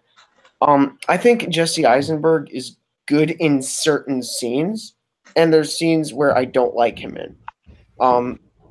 Specifically, I like him in the scene on the rooftop when he's talking to Clark. That was very good. I felt he was intimidating. I felt the villainy. That was really good. I did not like the stupid cherry stuff. Yeah, that made no sense. That was I thought the constant stuttering, the Superman, I thought that was a little overdone at times, especially when he was giving a speech in front of everyone at the. To be fair, and I don't interrupt, dude, but you ever think maybe that jitteriness is just a facade to hide his menace? What? Maybe. Who knows? I mean, he had sinister, like that guy. He's not well, so I think he could have done it a little more subtle. You got a Steppenwolf scene. Oh, sorry. I think Jesse Eisenberg could have pulled it off a little more subtly. The mannerisms, like in the scene where he's talking to everyone who is listening to him at his house, like you know what I'm talking about. Yeah, the party scene. Yeah, the party scene. I think he could have been a little more subtle there.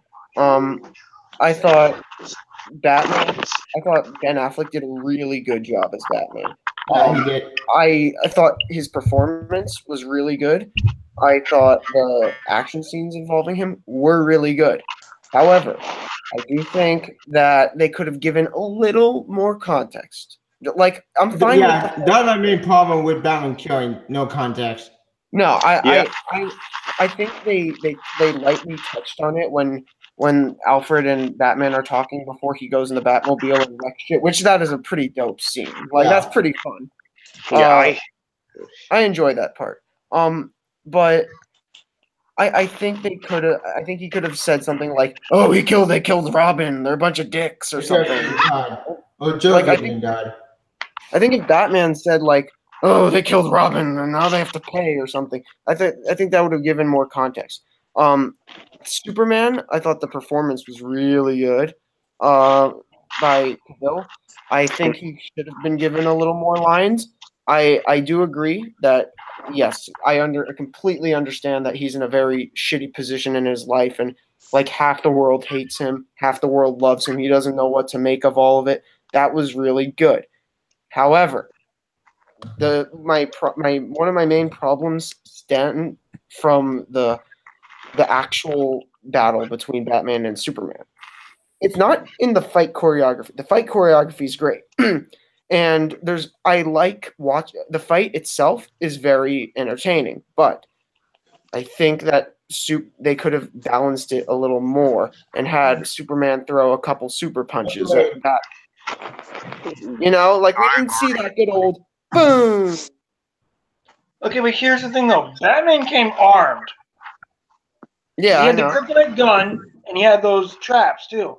So yeah, Batman came armed as like a motherfucker. I mean, in general, like if he would have thrown one super punch, like it would have been cool.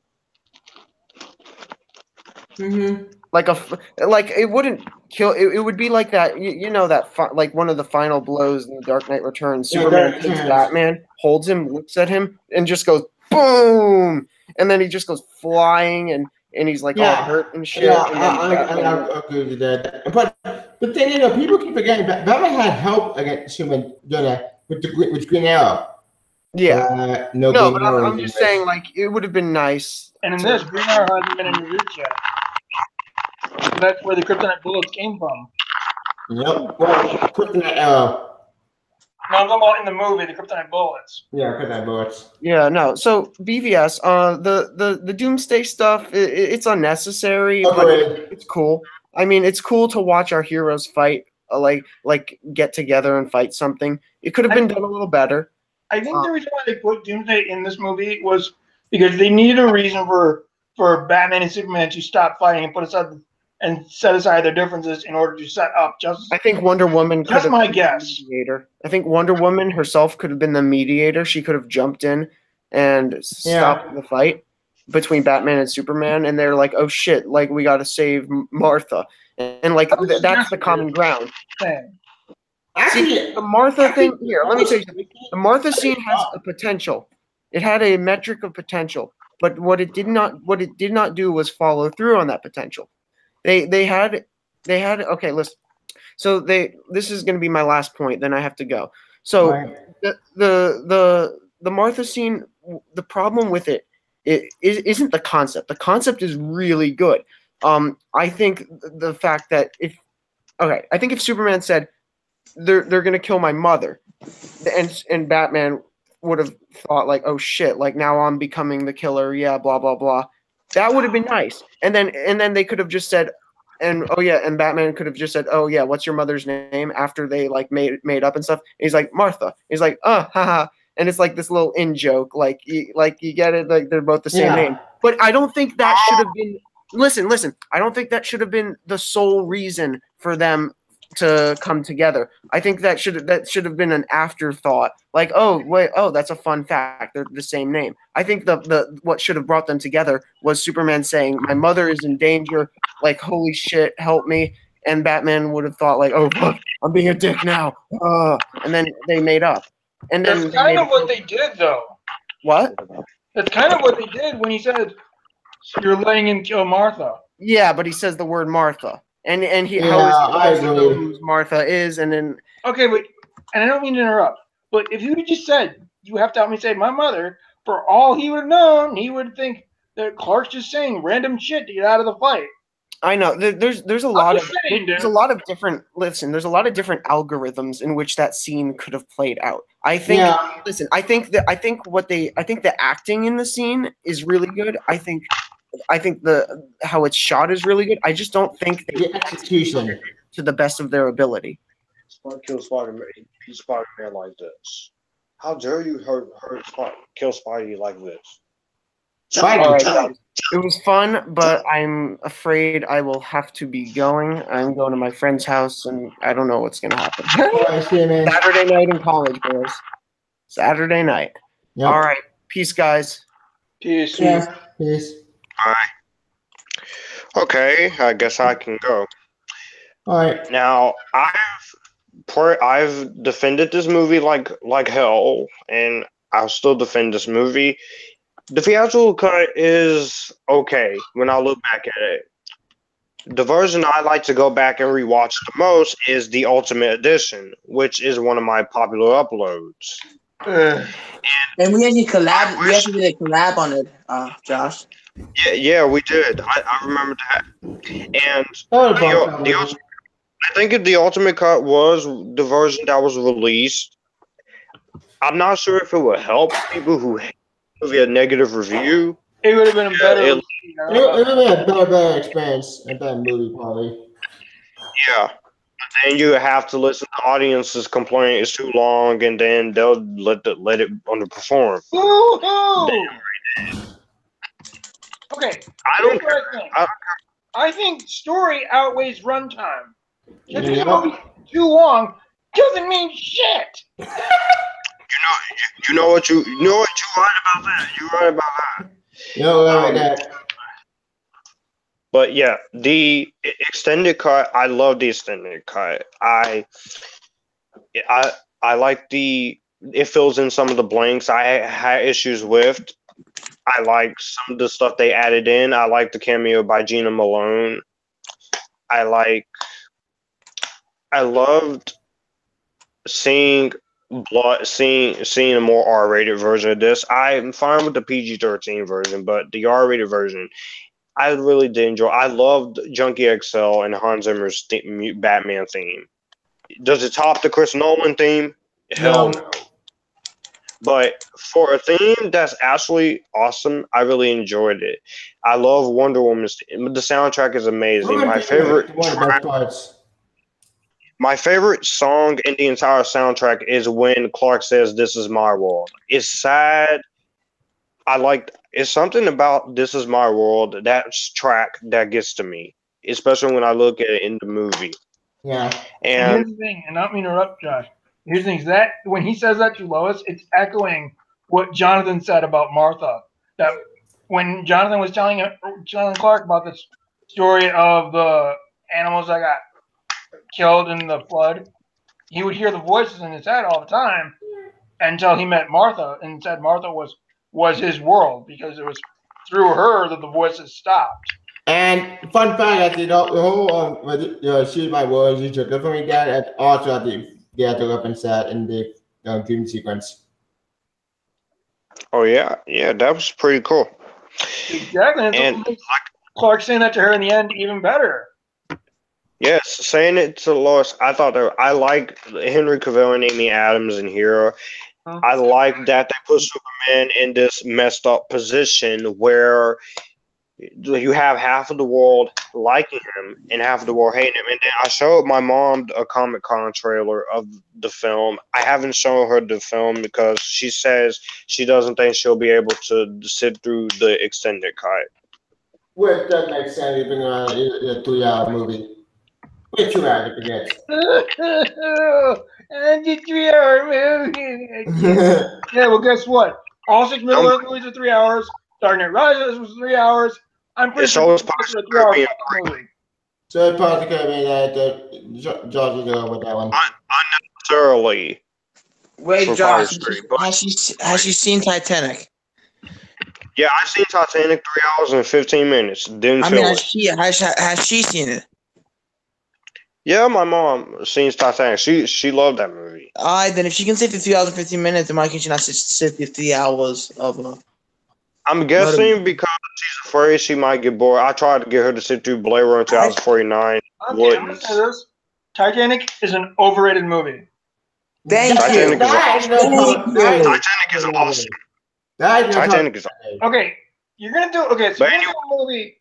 Okay, I don't mean to get off topic, but if you're gonna do a movie based on a actual historical event, how about you focus the movie on the historical event instead of a fictional romance? Dramatization. It's the dramatization, it's not the actual event. But anyway, that's topic another day. I'm just saying, man. It seemed to focus more on the fictional romance than it did on the actual event. Anyway, we'll be all day. We talking about that. This is my hangout. I can say what I want. Let's get back on track. Yeah, let's get back on track, Sean. Anyways, I love, again, like I said, Henry Cavill is great. He's great. I could have seen him throw some more punches, but Batman came armed and he wasn't going down without a fight. Nope. Ben Affleck, amazing as Bruce Wayne, Batman. Is he? I'm sorry to say it, Ben Affleck. I do like you as Daredevil, and I like you here as Batman. But Christian Bale is still the better Batman because at least he didn't kill. I do agree with you. Christian Bale Wait, is a better what? Batman, but Ben Affleck's better. This is where. Josh, This is. I still like Ben Affleck. Batman Kills. Cry Me a River. I can tolerate it in 98, 89, and 1992 movies. Here, I can tolerate to a certain extent, but when you overdo it, I'm just like, Yeah, really? I'm with Josh on that one. I agree 100% on that one. They did overdid it. There's no logic to it, but also I really like the influences from The Dark Knight Returns, especially the shot of Batman with the gun and he's flying up in the air. That was a great shot. That's my favorite shot in The Dark Knight Returns movie too. Yeah. And then I don't mind Ben Affleck's Batman voice and Jesse Eisenberg.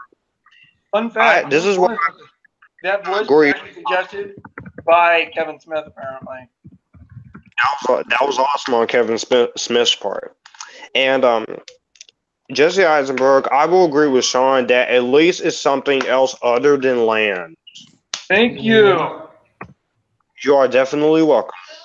And my one regret with this movie is that I wish I could have I wish I could have saw this in the freaking cinema, but unfortunately that didn't happen. But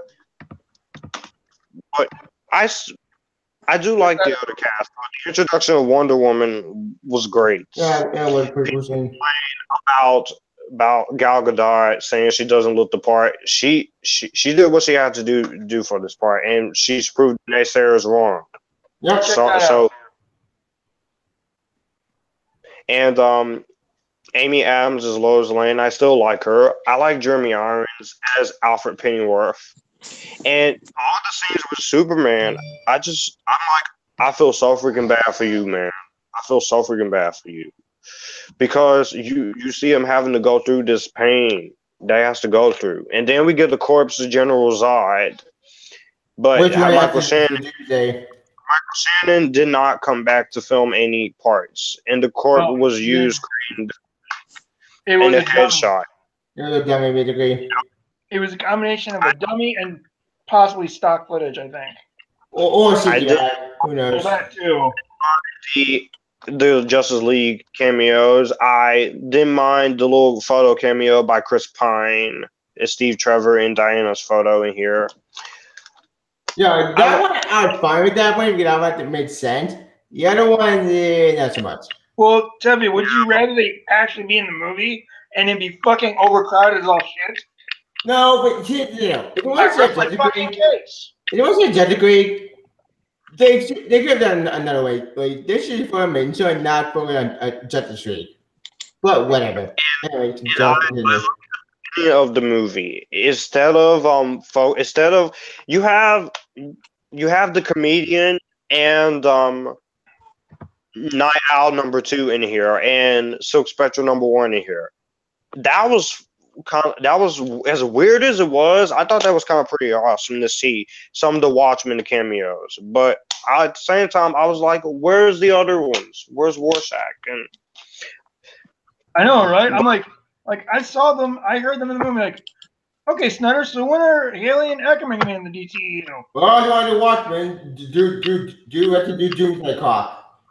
Wait. And the action is really good. I love the fight between Superman and Batman. I like the Martha twist. I can't believe I'm still saying that because with this movie, I had a vendetta towards the twist in Civil War, which I don't have a hatred towards that anymore. God bless you, sir. All I had to do was think more into it. But Death of Superman. This is where it gets controversial, and this is where you realize, in the words of Mark Steven Johnson in his commentary, this is when you realize Daredevil commentary. He said, and I quote, "Is real. This is when you realize you're not going to please everyone's expectations because of sequences like that." Yep. And, yeah, you're not going to satisfy the Death of Superman. I was fine with it because Warner Bros. Has been trying to do it, and I applaud Zack Snyder for doing this. Do you hear me, Bryan Singer? No. Stay with X-Men, Bryan Singer. Exactly. I still remember the difference between the third movie, but I do get your point. I think Brian said the same thing when we did BVS spoiler chat. Yeah. And I like the sacrificial of Superman. It's pretty that. I cried when that happened. I cried I recently. just felt anger, but yeah, people say you don't care about this Superman. I fucking cried. That means I care, damn it. Of course, people will say they don't care about the Superman. They don't like the way he's treated. I like how they did him. I care about the Superman, and seeing him die. I didn't cry when I first see it because I like to hold in my tears. But I do have a heart. I do have a heart. I just don't cry a lot with movies. Yeah, emotional. Mm-hmm. It's all about emotionality. With the ultimate, agree with Death of Superman. When I rewatched that scene, the ultimate cut, yeah, I get a little sad and a little heartbroken. But I like the development of him through Man of Steel and BVS, and when we get to Justice League, I'll save that because I did like seeing Superman, like the way he went up against Steppenwolf. We'll get to it. With Spirit Steppenwolf, we might try to step out in this movie because he did show up. Yeah, I have to say his guy looks really, really good. The design in this movie looked more alien. Justice League was humanoid. Yeah. Why the fuck was he looking humanoid? It was motion capture they were doing for Justice League, which they use motion capture for Doomsday. Is an actor in motion capture suit. Which I thought a lot of pushing in a lot of movies. Capture is doing wonders. I can forgive the motion capture with some of the movies, especially with the apes. That actually makes sense because that movie that didn't done that. And when the ending, I like the ending when the dust rises up. Me and Matthew, this is where me and Matt will disagree. He thinks that he should stay dead. I was fine with the dust coming up, and then boom, I just like the ending. This movie is a lot more good than bad. When I look at the theatrical cut, I do see the flaws in it. The disjointed editing, some stuff doesn't make sense, but all I can go find the freaking extended cut, and I'm still gonna get these Ultimate Edition on Blu-ray with the other DC movies, and I will be getting Wonder Woman on Blu-ray because I like to own it. I'm just gonna own it for a second time. Yep. And I'll give DVD to my sister because my sister, she loves Wonder Woman. But yeah, does the theatrical edition has problems? Yes, it does. A lot better than it's been given credit for. Oh, and this. Sorry, we got the Arkham Asylum scene. The Arkham. Oh yeah, how can I not talk about the Arkham? That was so freaking awesome. Bruce saying, "Wherever you go, I'll be watching you." I'm like, "That's right, Batman. You tell Lex." I was like, and then you see the world having to grieve over Superman's death, and I'm just sitting there like, it's y'all fault. Y'all fault. It's y'all fault. Y'all hated him so much. But, well, hey, Batman, where were you when you broke out of the maximum security prison? And Maybe the guys knew Batman would. That's why they were at the inside Arkham Asylum. I do love a lot of the dialogue with Bruce where he says, "I failed him in life. I'm not going to fail him in death." I like that. That's a great That's line. why he puts the lead together as a way of honoring Clark's memory. Plus, they have a Darkseid with the step. Which, what's our Steppenwolf for a second in this movie? Because in the open cut, they showed Steppenwolf trying to rush through with the 3 mother boxes. Okay. Question. Why was it in the actual main movie itself? Because that scene does make almost an extra motive. And the actually would be, explain why he killed Superman. Because Darkseid, or Steppenwolf, who worked for Darkseid, wanted him out of the way. That scene made a lot more sense, and I think fit more in a story than altogether. But that scene should not have been cut to begin with. Yeah, Can I tell you a secret? Sure. Can I tell you a secret? This whole movie should have been shown in theaters, and it's also in a different form. Yep. Again, like I said, not a lot of people are going to go see it, but I don't give a care how many people's not going to want to go see it. Release during 3-hour cut. If I was the chairman at Warner Brothers, I'd be more than willing to release the ultimate. Dude, if I was chairman at Warner Brothers, I would have waited for Snyder to grieve and then have him finish Justice League. Yeah. I would do that, but I would. The 2 greedy executives like, no, we'll just finish the movie without him and put it in November, no matter. Oh, and let's just chop it down to 2 hours as well. I don't mean to interrupt, but I would let Snyder do that, but I would not release Justice League with Infinity War because Infinity War would kill it. Holy fuck, man. But that's the topic of that day. I have to say, and also if I was the chairman, I would let David Ayer release his R-rated version, as long as you have to keep the henchman part of Suicide Squad in there. Which we'll get to that movie in a minute. Yes. That is the only thing Harley and Joker I can tolerate is the henchman parts. Although I did read originally, the original plan was for the helicopter scene was to have her be pushed out before the helicopter got shot. Well, I did read that. Sense. But BVS, the theatrical cut on a scale of 1 to 10 with the theatrical cut, it's a 6.3. The ultimate cut is a 10 out of 10 for the ultimate cut. I know I'm being a fanboy about it, but I don't care. I don't give a care. It's my opinion, and people's got to deal with it. Oh, I'm gonna let this all go on to Matthew. Take it away, Matthew.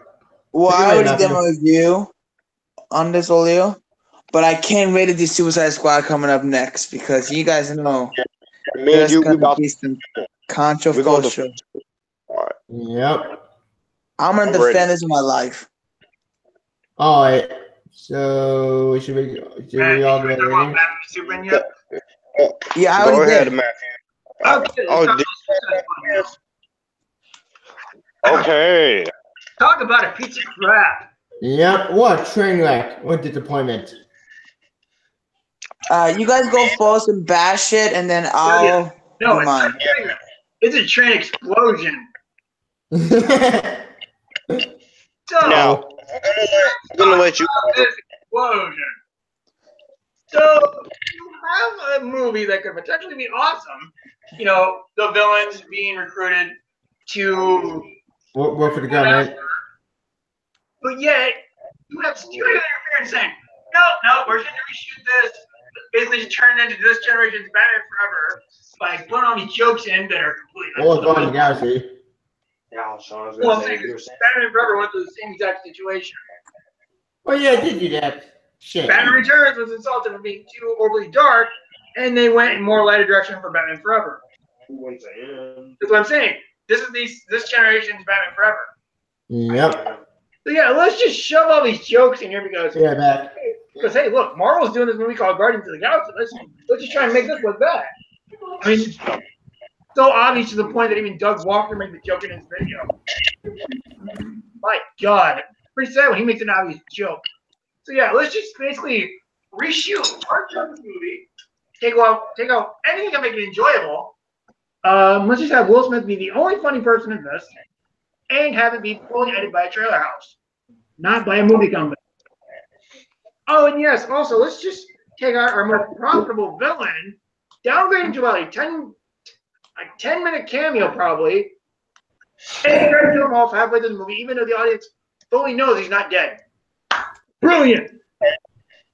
Are you trying to, I know where you're getting at. You're about to get into the hard relationship. No, put it this way. This movie is chopped to bits.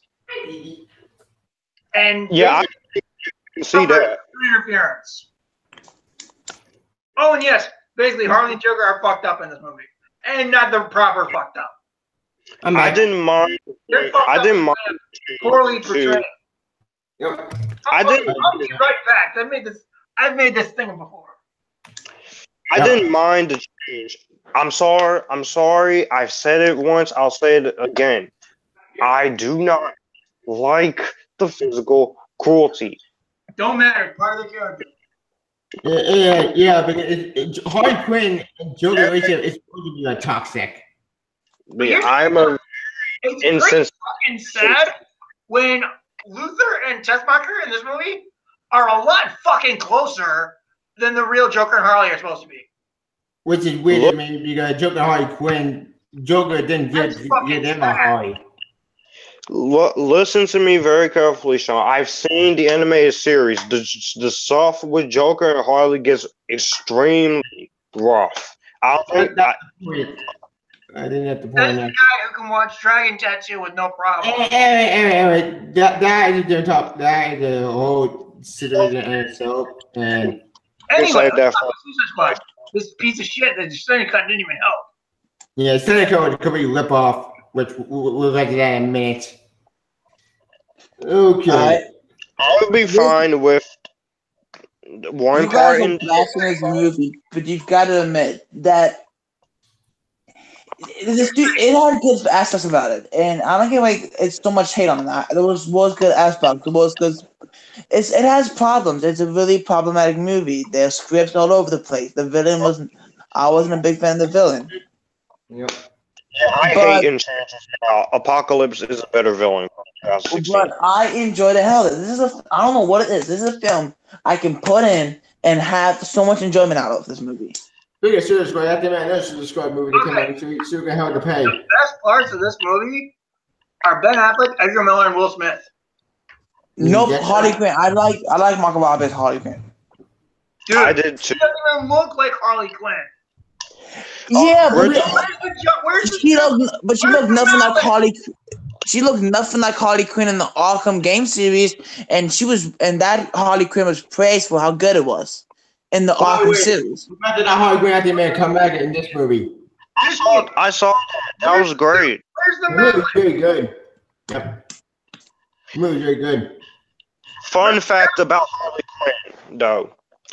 I got a fun fact about they had other actors they were considering for that part. From Emma Roberts to Emma Watson to Olivia Wilde to Lily Collins to Sarah Paxton to Emily Browning before Margot got casted.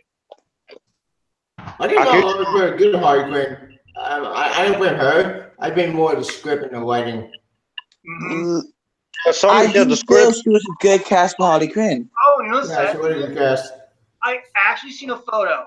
Do you remember the scene where this guy goes into Joker's, I guess, office to tell him where Harley's at? Yeah. Yeah, I actually saw a photo that they literally had Harley's outfit hanging up in a case. Oh yeah, they did. Oh yeah, there was a set photo. Weird. Were you showing a photo on set of the And scene they took that out. with God damn it. and Harley is trying to shoot him, but she doesn't go through with it. I remember you showing a photo of that. There's actually a scene that it's in each extended cut when Harley catches up to Joker and With the motorcycle. he literally tries to, in the original cut of the movie, he's trying to talk her down, and then he basically just backhands her. After she killed the truck driver. Now that would have been a Harley Joker moment. But It it's was. Well, you have to admit they were going a different direction, okay? And there is some direction. Well, These are the villains. They're supposed to be R-rated. Yeah, this movie should be all the way from the very beginning. It should not be PG-13, which I can see where you're son, but at the same time, I have to agree with Matthew on this. It's a different direction. You're not gonna get the full abusive relationship in the first movie. They better not have it second. That'll be too late. I'd rather you wait than to freaking put me through hell with that.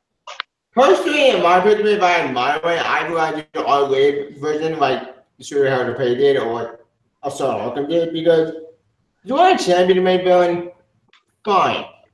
Well, let's talk about her. It's more of a typically dark villain. Like, I do. Shall we?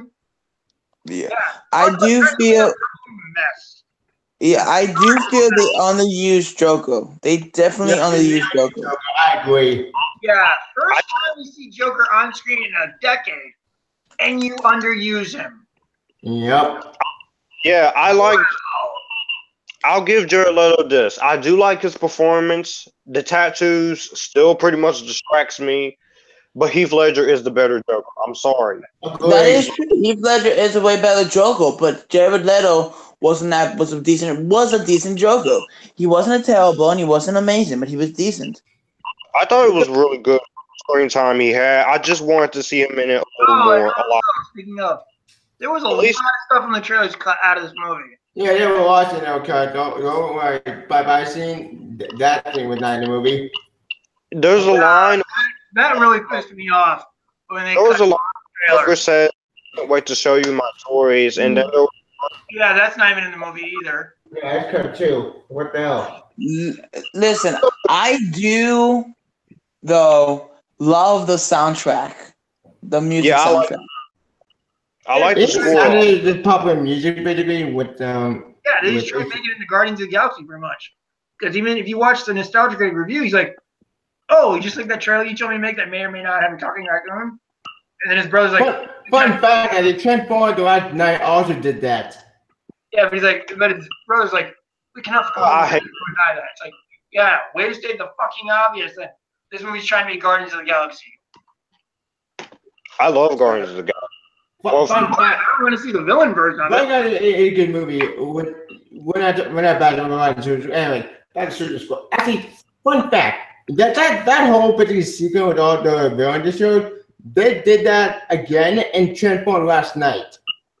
So let me get this straight. You copied another movie, and then another. Why you keep copying these ideas from another movie? Is this a trend that's gonna happen every single time? Oh my God! It's figured out. This is a trend. On that, at least with the J.K. Rowling movies, they didn't copy the music. They did use Hedwig's theme, but they were more. Each soundtrack was more of its own thing. No, that soundtrack. I'm talking about more the whole we got each villain that show, like show their name at the bottom. Oh yeah, but when it comes to I don't blame Cara Delevingne. It's not. I'm pretty sure it's not her fault. Are you talking about you're talking about where they actually show their entire bio in that one clip? Yes. Yeah. When? Character development. Let's just show everything in one clip. Well, again, last night too. On Transformers last night, they did do that. I love seeing Ben scenes in this movie. He was great. That was great. I love that part. Punch Harley Quinn. I was shocked when he punched Harley Quinn. I was like, yeah, that was funny. Villains now. But I was like, congratulations, Ben Affleck. You badass. I still wait. He's like, what's your name? Well, all right. If we were to compare Guardians versus Suicide Squad, here's the problem. I don't give a shit about Suicide Squad. Yeah, Suicide Squad, they're really the bad guys. Mostly out for their own end. So by the end, when they group together, it's like this doesn't feel right. Especially when El Diablo saying, "I lost one thing, I'm not gonna lose another." It's like you guys knew each other for maybe one day. How family? The way they it's kind of like a reference to Pirates of the Caribbean 3, which I'm glad they made fun of the way they cut Davy Jones' heart out because I hated the way they did it in Pirates 3. Here, it was Dude, more. that's how the story was. You know, Calypso abandoned him. He cut his heart out so he wouldn't feel any emotion. So that's how it was. I love Pirates 3, okay? Pirates 3 is underrated. I love Pirates 3. Pirates 3 is an okay movie, but not a good finale. The best one is Dead Man's Chest. Yeah, Dead Man's Chest is good. And I do love the new one. I do love what's it called? Anyway, guys, you talk another day. We'll That's be what Josh all mentioned. night. John's reference. It's like, well, see, you have Ejection's heart in a box, and if you stab the heart, she dies. Huh? Where the fuck have I seen this before? Oh wait, Yeah, exactly. It's like, where the fuck have I seen this before? Will Smith, Margot Robbie. I like Will Smith in here. He's a great. I like all the actors. Killer Croc was cool. Was okay. I did like seeing him swim underwater though, because I am a water bug and I like seeing characters swim underwater. I do admit this is my third favorite out of all the DCU. I put this at number 4. Man of Steel is number 5. No. Mine, look, this is mine. Mine's Wonder Woman, How about this? BVS. After Justice League.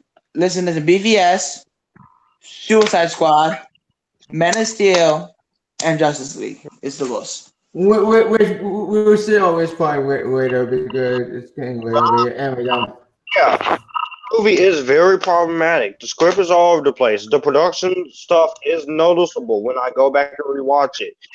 the issue that I know very well, but you can try to see this movie was cut to shreds.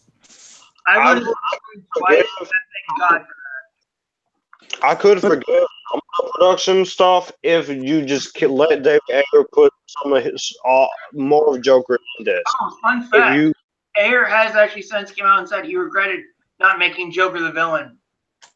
Yeah, I'm with A on that one. I agree. I said that would regret. It's like, no shit, Ayer, he's been the villain the whole time. And Chandler, in my opinion, felt more secondary villain than should be a main villain. If you want to do all magic stuff, he's not bad. Dude, Justice League Dark. In fact, That was good. Justice League Dark was pretty good. Any of the animated films, newer animated DC films? I find it's funny. I'm not sure if you guys noticed this, but in Lego Batman actually make a joke about this movie. yeah, they did. That was funny. Most bad guys. Jokes about us too. He's like, yes, thank you, Lego Batman. Those are reference in that movie. Yep. Dude, there's a funny reference like bad guys. It was funny. That's so stupid. It's like, thank you. Yeah. All right. If you want to do it, Chandler, take my advice. Do Justice League Dark. Justice League Dark, do Magic Quest. Shooting Squad, do no Black Ops. But that's the thing, though. Good point, though, Timmy. It's like, if you're gonna have somebody like Enchantress as a villain, why not? I don't know. Call the fucking Justice League. Or call Constantine. Or get any other magic character. It's a trainer. Or John Constantine is an awesome. I would say that Keanu play that role again, but I'm pretty sure he's busy with John Wick. I should get Matt Ryan. Yeah, Matt Ryan did John Constantine. Yeah, they all make like John Wick 3 though. I'm fine with that. I love John Wick. 1, 2, awesome. Is Matt Ryan the guy from the show Arrow? Yeah, I Yes, like him. but he also put Constantine in his own show. He's on Legends of Tomorrow now. Yeah, I seriously doubt they're gonna have him play the part because otherwise they'd be having Melissa Benoist as Supergirl. They'd have Grant Gustin as Flash. I know, but as Arrow. I So know. I'd rather doubt it though, bud. Personally, in my opinion, I like Matt Ryan. Kind of, he's the best Constantine in my opinion, but I whatever. seriously doubt that they're gonna have him in the movies. Damn it. Yeah, whatever. Yeah, Anyway, otherwise they'd have Grant Gustin as a Flash in the movies, but they don't. yeah, we'll wait off topic. Anyway, back to Suicide Squad. Okay, so I get my thoughts. Please. Okay, Suicide Squad. Oh, I bet I theaters. I thought it was an okay movie, but the more I thought, I know, yeah, this could be a train wreck because One, the extended cut did not help at all. I watched the extended cut, and it just what? This is it. 15 minutes of footage. What? That's nothing. Like, what the fuck did I watch? Like, the extended cut didn't help at all. It didn't add any. It had some scenes. It had more Jordan Hart Quinn scenes, which fine. I'm fine with that.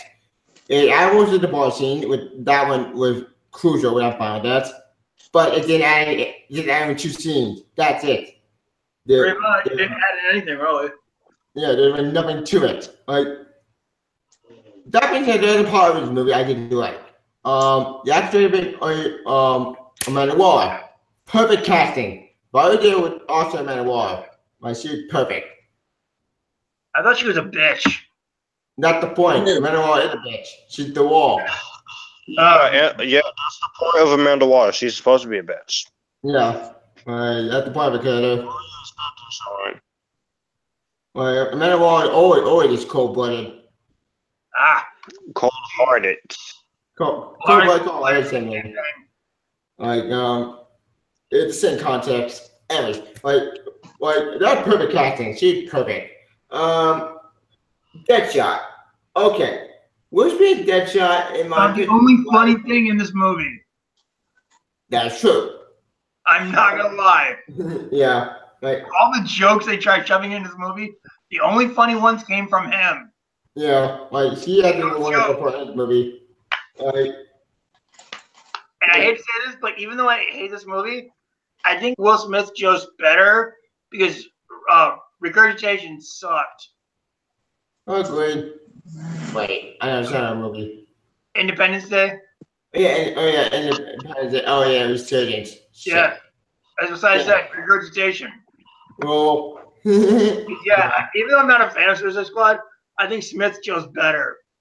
Yeah, because look for Independence was garbage. Anyways, with the Deadshot in my opinion, even though you got Deadshot I like when the actual Sean Holcomb or Ethan Hawke, we're doing with an okay Deadshot. Well, Harley Quinn. I think she was good. I think in my opinion she was a good Harley Quinn.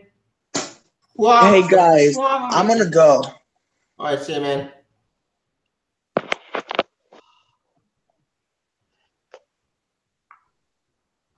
Awkward. Anyways, Harley Quinn. Okay, Margot Harley Quinn I think was good, but the problem is that they barely give her anything to do. I think, but she was okay. She was good. El Diablo. Okay, El Diablo. I barely know anything about him. I think even the comics, I don't know this character at all. I barely know this character. What do you this character? And he was good. Killer Croc with underutilized. Captain Boomerang. Okay. You know that's actually Jai Courtney's actual accent? Mm-hmm. Did you know that's his real accent, though? Huh. That is pretty cool. Interesting. Yes. The whole Flash scene had to be pretty interesting. That's pretty cool. No honor amongst thieves, eh? That was a great cameo. Yep. Enchantress. What a waste of a villain. Like, Enchantress is so boring. Like, let me get this straight. Enchantress plan, but it is too big to destroy the world. Why? Of course. Because reasons. Okay, here's the thing. And I hate to say this because I fucking hate this movie, but I can't believe I'm saying this, but I'm actually in agree with Filmmaster Adam that, yes, Enchantress is actually surprisingly better than Steppenwolf because at least she has a plan. Granted, the plan actually is just to destroy the world. Here's the thing. As hard as it is, it's still something. That is true. Because she's wanting to make this. Basically, what it is her people used to be worshipped as gods, and now we humans worship machines. And so she wants to kill the thing that she wants to kill us all with the thing that captivates us. Yep, with a giant machine. It's at least something. That is true. Steppenwolf had mother boxes and but it was cut from the movie, so he's got nothing. Oh yeah, shit, damn it. Because according to what I heard, apparently he wanted the mother boxes so he could unleash the power of Hydra in order to gain a footing over Steppenwolf or Darkseid. Darkseid. Yeah, that one. So you can overthrow Darkseid. But is that in the movie? But Steppenwolf in the comic and anime was Darkseid's uncle. Why would he want to overthrow Darkseid if it was for Darkseid? That didn't add up. I don't know, but hey, it's something better than what we got in the movie. But anyway, Yeah. we'll get to that one later. Anyway. And Cheddar is such a boring villain to the point I didn't get later. But the thing was, this whole movie is basically just them trying to clean up their own mess. Yeah, Mocha a wallet mess. Yeah, pretty much. So if you had not gone to work, this would have never happened. Just stay home. Good job, Waller. You really got the podcast. Well, then that's the point. We go, all you people. Okay. Speaking of the antagonist or the Joker. Okay. So I only hope he gets more to do in the second one. I mean, it's gonna happen. Guys, rumors, anyway, but who knows? The rumors are just getting cutting themselves at this point. Joker, in my opinion, was such a disappointment and waste of time because let me get this straight. You want Joker basically save Harley Quinn. Okay. Why? Yeah, I don't buy that. But that doesn't make any sense because Joker didn't give him a Harley Quinn. They hate each other. Okay, Joker. No, here's what it is. Harley loves Joker, but Joker doesn't give a shit about Harley. Yeah. The only time he's actually nice to her is when he wants her to do something. Yeah, which makes sense. Which explains the abuse. Because every time she screws up, he basically backhands her. Yep. Talk to him, that's the point of it. But in this version, but tell you, is it in the movie? No. Therefore, at least in the theatrical cut. In the director's cut, they do show it, part of it. Just like with Star Wars. Is any of the shit they try to tell us in the movie? No, it doesn't matter. It's in the material. Why would you want to put out a Star Wars movie one time explaining all of that? I don't get it, Sean. You're just making that isn't talking about it. We'll be able to resolve it. Unfortunately, it's getting late. So, anyway. Let's have 2 more movies to talk about. Yeah, we do. Shit. Anyway, let's move on. Suicide Squad Ultimate Rating.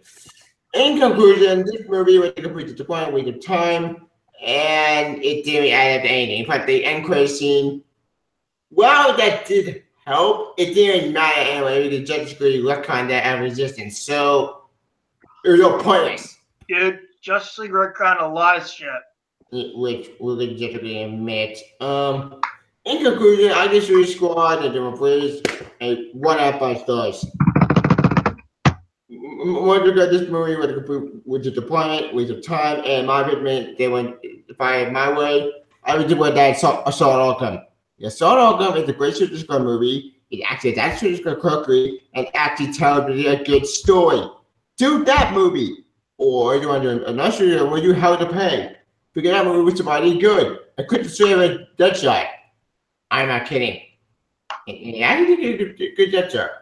Huh. Weird. Anyways. Anyway, Wonder Woman. Wonder Woman, the best of the DCEU. I know I give her a DCEU. Next Man of Steel. 27. Man of Steel was awesome, so you shut your mouth. Anyways, who got first? How about you? Film. Alright. Wonder Woman. Okay, after Suicide Squad, my expectation is very, very, very low because I bet it's very completely dead. Wonder Woman in the trailer they gave me somehow, but I was so nervous.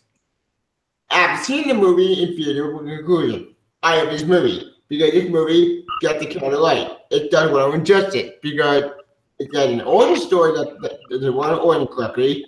It does World War I, which is saying that the underutilized was in Hollywood, which Hollywood does use World War I because. I think the reason why they didn't do World War II is they didn't want to be compared to Captain America. Which I'm fine with that. World War I was always a war that would. It's my guess, dude. I don't know. No, I agree.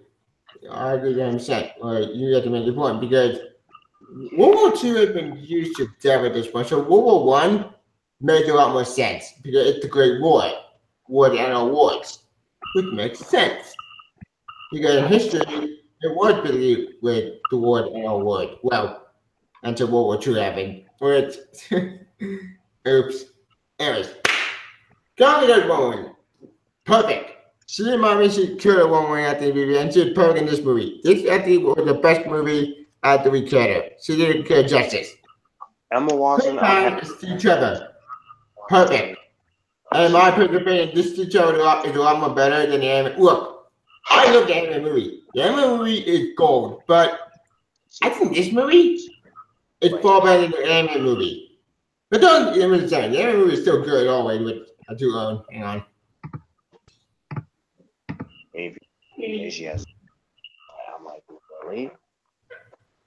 Yeah, completely unjustified. Like, this movie is still good. Like, I was at the movie to this movie perfect, but Colin Corey, I didn't do live action horror movie. It's actually better than the anime movie. At least some aspects. Dr. Poison. Dr. Poison was an antagonist. Was he a good villain? He was good. Not my favorite villain, but she was interesting. The General Ludendorff. Interesting antagonist. Not my favorite villain, but you know what? He had to serve purpose. And it made sense. Some people think he's over the top, but personally, who cares? Because Ludendorff's plan actually didn't make sense because he wanted, well, not take over the world more and the war in his own twisted way. But he got a German power, which makes sense. Ares. Okay, Ares. I know a lot of people didn't like Ares in this movie, but me personally, I was fond of it. Because one, Ares' motivation that did kind of make sense because he wanted to call it war, but he wouldn't call it the actual war itself. Which I'm fine with that. Okay, because, but can I interrupt for a second, please? Mm-hmm. Okay, didn't the only reason why he wanted the war to happen was that because it's something about how he thought all the gods were better than the humans? Yeah. Yeah, where have I seen this before? Oh yeah, fucking X-Men. Except Ares is the god of war. That's the point. It's like I even said that in our podcast. Well, your friend Rui was rude to me. I was like, I've seen this before. It's fucking Magneto. Except Magneto is harder somebody. Ares is more critical the god of war. God wars. Yeah, but trying to say one species is better than the humans, yeah, that's fucking Magneto. I'm glad Olivia Wilde, and I'm glad Olivia What the Wilde. heck, man? Well, we can really disagree that all day, but you know what? Well, I think I'm gonna have to make more sense with Ares.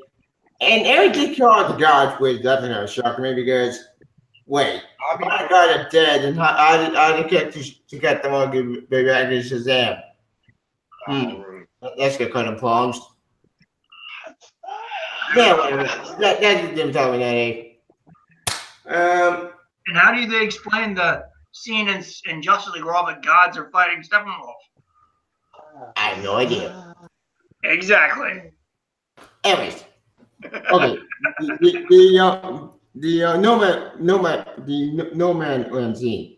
That scene was perfect, and I think that's one of the best parts of the movie. When there's the world. The bird, that was badass. I love that moment. That was my all-time favorite part in this movie. And put your act about being perfect. Some people complain the third act is where it all falls apart. Me personally, I'm fine with the third act. I think it's pretty awesome, badass. But it's pretty cool. Plus, CJ's sacrifice was really heartbreaking. That broke my heart because I just see that. Okay, I started to come out. I didn't see the die like that.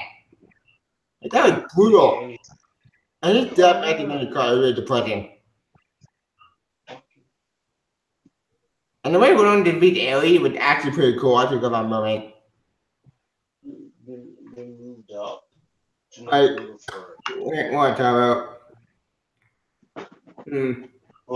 Star Wars movie in the summer. Go back. I'm missing anything. I don't know. Did you? Yeah, but if I forgot something, then you could remind me. Probably. Oh, by the way, there's actually a bonus scene in this movie. They actually had to show the mother box. Yeah, I've heard about that. Yeah, which I'm glad they cut that one out because me personally, much I like the scene. It does really it will make sense. Which I'm very fine with them cutting that scene out because you don't want to win each other good movie, and I'm fine with that. What about? I think that's weird. So, what I did to say? Like, this is the best DCEU movie, a DC movie in general in about years. I love Wonder Woman movie perfect. Number 102, and I get me on please. 8 5 out of 5, fucking 8 plus. This is the best way super movie in years. Next year, well, next to Marvel movie in general, but that's a topic. And I can see 102. Next. Done? Yes. What? When? Where? Your thoughts? My thoughts. Yes. I love this movie. I had fun with it. I was worried about it though. Same. Mainly because of, let's see, I heard of reshoots. I was like, okay, this is gonna suck.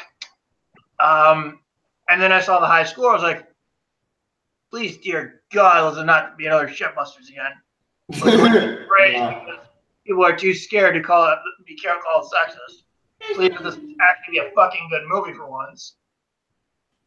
So I was worried about it, thinking I was getting another Shitbusters again. But I went to the theater. I was like, "Wow, this is fucking awesome." I was worried for nothing. This movie's fucking awesome. Why was I worried? Oh wait, Shitbusters. Yeah, I actually love the movie.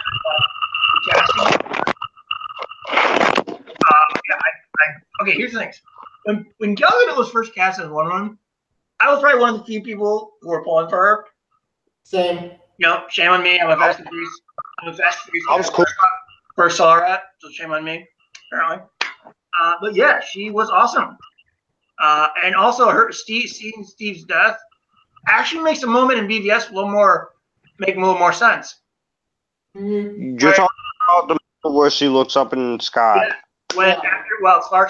When Lois is holding Clark and Diana just looks up. That scene makes a little more sense now. Mm-hmm. Nice to know that. But yeah, I thought Pine did a great job. I thought Gal was awesome. Yeah, it was on great. I did think it was funny how the guy from Rundown is actually in this movie. Who is he playing? The Scottish guy. Oh yeah, that was pretty cool. Yeah, Declan from Rundown is actually in this movie. And I actually looked that up. I was like, holy shit, he's in this movie. But yeah, I thought it was kind of funny. Yeah, I thought the Howling Commandos were cool characters. They were awesome. I actually really liked this movie.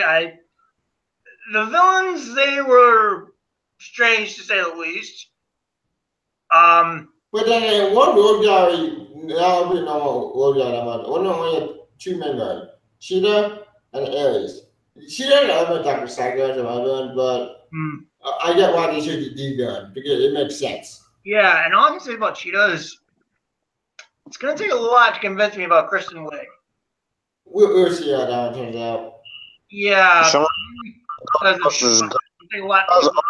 Kristen Wiig has other movies that she's in where she's good. I've seen her in, so yeah. Anyway, I saw the Ares thing coming a fucking mile away because I followed the production of the movie, so I knew going in that Phil was going to be Ares, but he still did a good job, though. Yep. It was a great scene. I don't understand how Ares can kill all the gods, but I'll tell you that's the thing. But yeah, I quite enjoyed this movie. I thought it was a lot of fun. Yep. It's actually my second favorite of the DCEU. Mm-hmm. Proceed. All right, Josh. Well, I've literally said all I need to say about this movie. I praised this movie like crazy. This is still my favorite movie of 2017. It outshined Beauty and the Beast. I'm sorry, Emma Watson, you failed. Beauty and the Beast made more money, fool. Oh yeah. So boy, It was the Yeah. highest grossing movie in 2017 until fucking Last Jedi came out. yes, this movie is my favorite film of the year Burn. of last year. And this and Spider-Man Homecoming did two things for me very happily. This movie had a really great shows that female superhero movies can be something good. And Spider-Man Homecoming a character of fate worse than death. I just hope you don't make a mistake again in Infinity War, which you ain't. He ain't dying. He ain't going nowhere. Stop it. They're gonna kill Spider-Man all, but that would be insane. They won't. He ain't going nowhere. Homecoming 2 and Infinity War Part 2. And yeah, Gal Gadot, she's great. It felt good to have a female superhero movie that does not suck. Agreed. And now with this movie, we're going to see a lot more female superhero movies in the future. You think that's gonna happen in the future? Maybe. I would love to see a female Supergirl movie, even if it's not Benoist. I'll still watch it. That's gonna be tough to pull that one off. But wait, you know what? I just have a sad feeling we actually may not get a Black Widow movie. I read that ScarJo might actually leave after Infinity War Part 2. Which makes That's sense. a ru- Depending on what attend-year plane. That's a rumor. I think they're still going. They're not going to let her go that easily until they do the Black Widow film. Who knows? We have to wait to have until that confirmation. If that happens, I'm gonna be sad. Anyways, Josh, continue. Yeah, we're going to be seeing a lot more female superhero movies. Elizabeth Olsen and one. We're getting time for 2. That's awesome. Wonder Woman 2 is going to be great. Hopefully, we get a Scarlet Witch movie because in a recent interview about Infinity War, Elizabeth Olsen she said she wants to do a Scarlet Witch movie. She's just waiting for Marvel to say something about it. Oh, well, that would be interesting to do a Scarlet Witch movie, but it's probably the X-Men maybe involved for me, but who knows? That deal is going to take a year. It's going to take an entire year to get finalized. Yeah, probably not the year that could go and fall through. I'm just hoping to get a 4 fight and come back. I don't think that come out. It's not going to fall through until summer of next year. Yeah, until next year. Even if Disney gets Fox, they won't have Fantastic Four. They have to go through Constantine Films. I've done this all the fucking times. Gotta bring it to bank up for all I care. Yeah, Fantastic Four Constantine needs to go bankrupt. Not Comcast, Constantine Films. Comcast didn't. Yeah, whatever. That didn't talk nowadays. I've said this several fucking times. Fox's hands are tied. So are Disney's. They have to go through Constantine Films. But I've ran a lot of stuff to say about this movie. I don't know. I shared this with my sister, and she loves it. And my mom loves the film. And I told her there was going to be a second part. She got excited. Kristen Wiig is a good actress. She's going to impress me. Ghostbusters 2016. Impress me. It's not your fault, Kristen Wiig. You were just giving more reluctant, but the studio manager about that movie. Blame Sony. Blame Sony. Yeah, Sony both. But yeah, that's the only movie I've seen to watch on wrestling. I still go by my honest grade, which I gave this movie my full approval, 10 out of 10. I like the final act. I know John doesn't like it. I like it.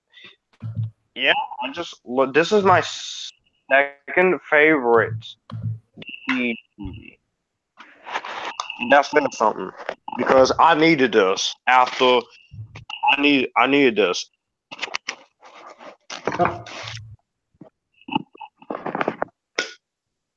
So yeah, That's all I gotta say about Wonder Woman. I will be re-getting it again on Blu-ray because I do want special features. Because Warriors, you suck.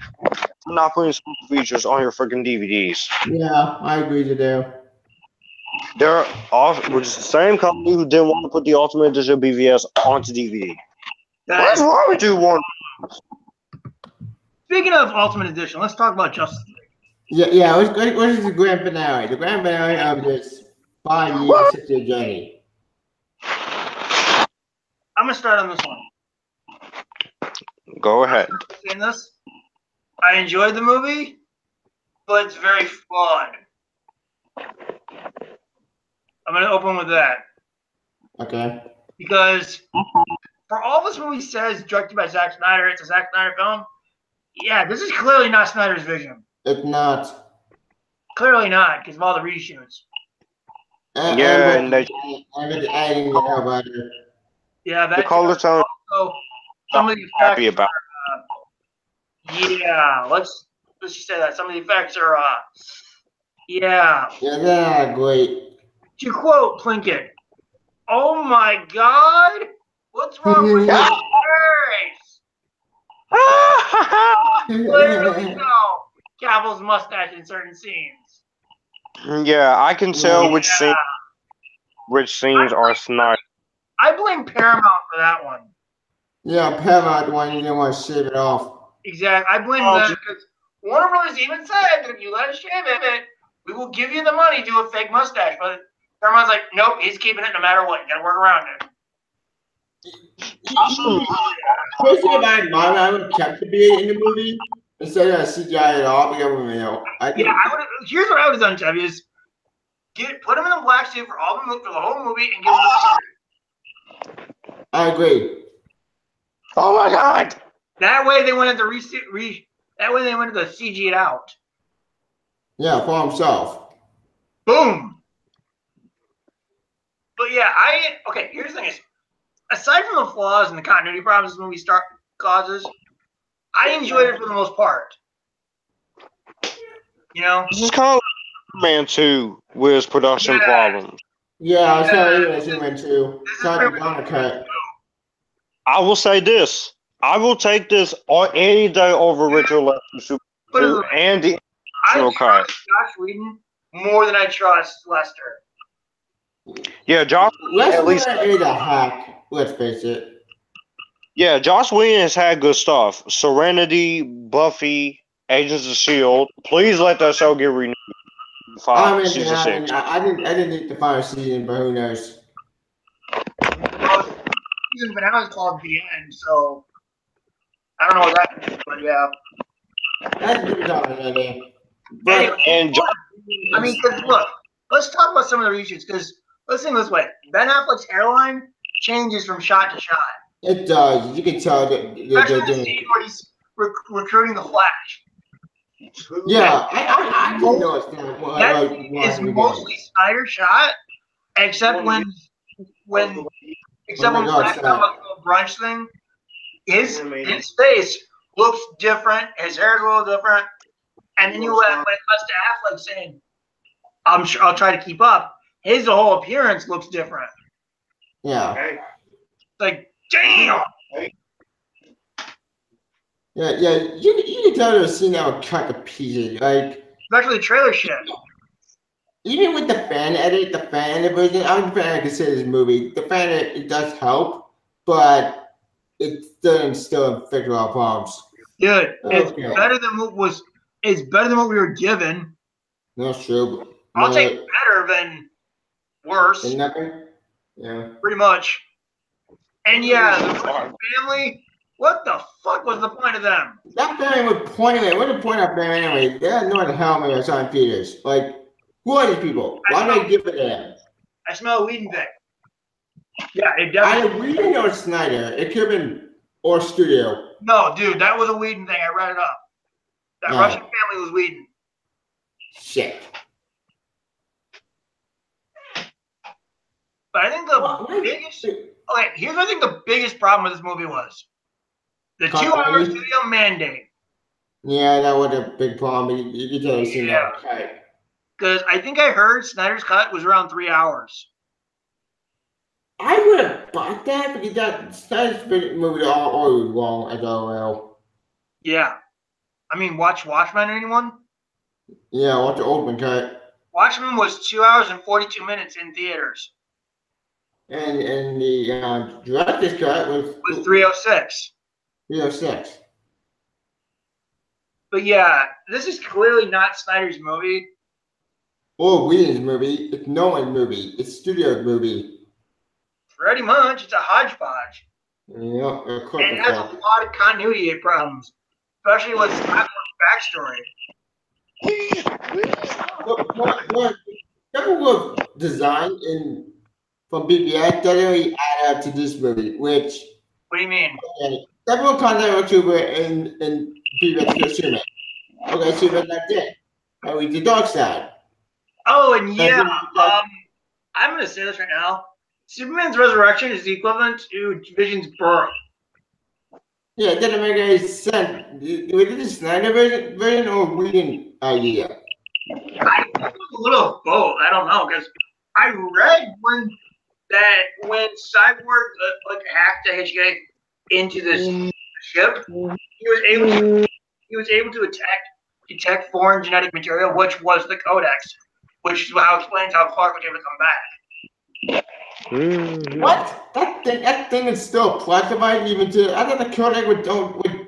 Oh my god! That's such a bad idea. Well, because if you actually think about it, dude, Bruce even says, "What if your cells were stronger than the planet, more like dormant?" Okay, except why can you go to regeneration chamber? They should have done that said old mother box idea, which the whole mother box idea is just confusion because mother box is they were champion device, not like putting a government that into equation. Wait a sec. They didn't make any other equation. Yeah. Oh my boy's hurting. Now, I will say this. My favorite part of this movie is when Superman comes back, when he fights the Justice League. I was like, oh my god. Okay, that part was Snyder up until the part he confronts Batman. Yeah, I agree. And then when Superman let me live, you won't let me die. And then when he says, do you bleed? I was like, you just got your words thrown right back at you, Bruce. I know how I can tell that was mostly Snyder up until the part where he confronts Batman. Yes. Hello, mustache. Yep. They could have kept the mustache in Paramount. Okay, but here's the thing. They couldn't do it because they had to sync up with footage that was already shot. Like I said, Paramount. So it was either do what they there were three options. CG the stash away, which they did. Shave it, which Paramount said, fuck you, he's keeping it. Or option 3, reshoot everything Superman did with the mustache. I would have kept it because it does make sense. But I'm saying especially since he's dead. CG the stash away, shave it, which Paramount wouldn't let them, or chuck everything Superman already shot and redo it with the mustache already still in place. I said third option. Yeah, some of the effects are iffy, but I do like the look of the little flying monsters. They look like the monsters in Attack of the Clones. Yeah, parademons. Yeah, the parademons. They look like the Geonosian things from Attack of the Clones.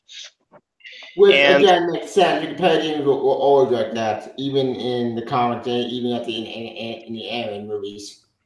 Steppenwolf was okay. The motion capture was fine, and the action was good. But my favorite part involving him is when Superman. He is like Superman. He's fighting Superman like a boss, and then Superman's. That was pretty cool. I will admit. But the way Steppenwolf get defeated, actually, speaking of Superman, scene, that reminded me. That's not cut. When Alfred tells Superman. Why was that cut? What? No, Not not that. That was disappointing, but the other one, when Albert touched Oh, when Superman. he meets up with Alfred, and Alfred's like, Master Kent. The scene. That I'll admit, why they cut that out? Yeah, that one was cool. Man, that should have been left in. That was in one of the trailers from Comic Con. It was. Say, let's That final Right. shot in the trailer where he's like, now he said you not hoping not to. See, Cut you that have one a- out. Final shot of a trailer. have deleted scene with Superman looking at going to find his suits. Oh, and the scene in the trailer where we assume Clark is or Bruce communicating with Supergirl. No, he's just studying Clark. Yeah, I didn't suspect. I knew that on day one. I knew it was You were just studying Clark's DNA to, I guess, to discover a way to bring him back. which makes sense because Batman is the world's great detective. Okay, but Yes. here's the one thing on this movie that I will never let go. How in the fuck does Diana know Clark's real name? I have no idea. Well, I'm I sorry. got handed to. The one thing I have most of a problem with, yes, I know it's small, but it's a very huge problem. My problem is Bruce. Bruce crossed the line with Diana. Yeah, I Oh agree. yeah, that was funny. He's like, That was stupid. Jim Flash is like, you know, if she kills you, we'll totally back her, right? Yep. No, and I did read. Sean told me that there was a scene involving Batman trying to take his own life because of the regret. Because of all the stuff that he did in BVS, which, fuck it, I'm okay with it. That does make sense because Yeah, Batman did screw up. regret is not gonna make kill. The reason why like- Bruce wanted to kill himself is because not even his hatred for Superman would justify why he was taking lives. So he thought the only way he could redeem himself was to take his own life. And I didn't depart the plan, but no, the team connects to there. Because even Flash, no, dude, in the movie Aquaman's like, so your ingenious plan was dying. You really are out of your mind.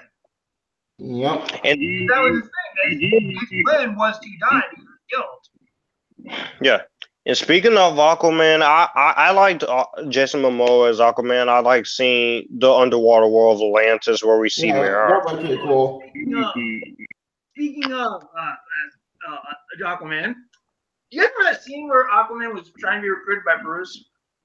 Yeah. Mm-hmm. Hello, green screen.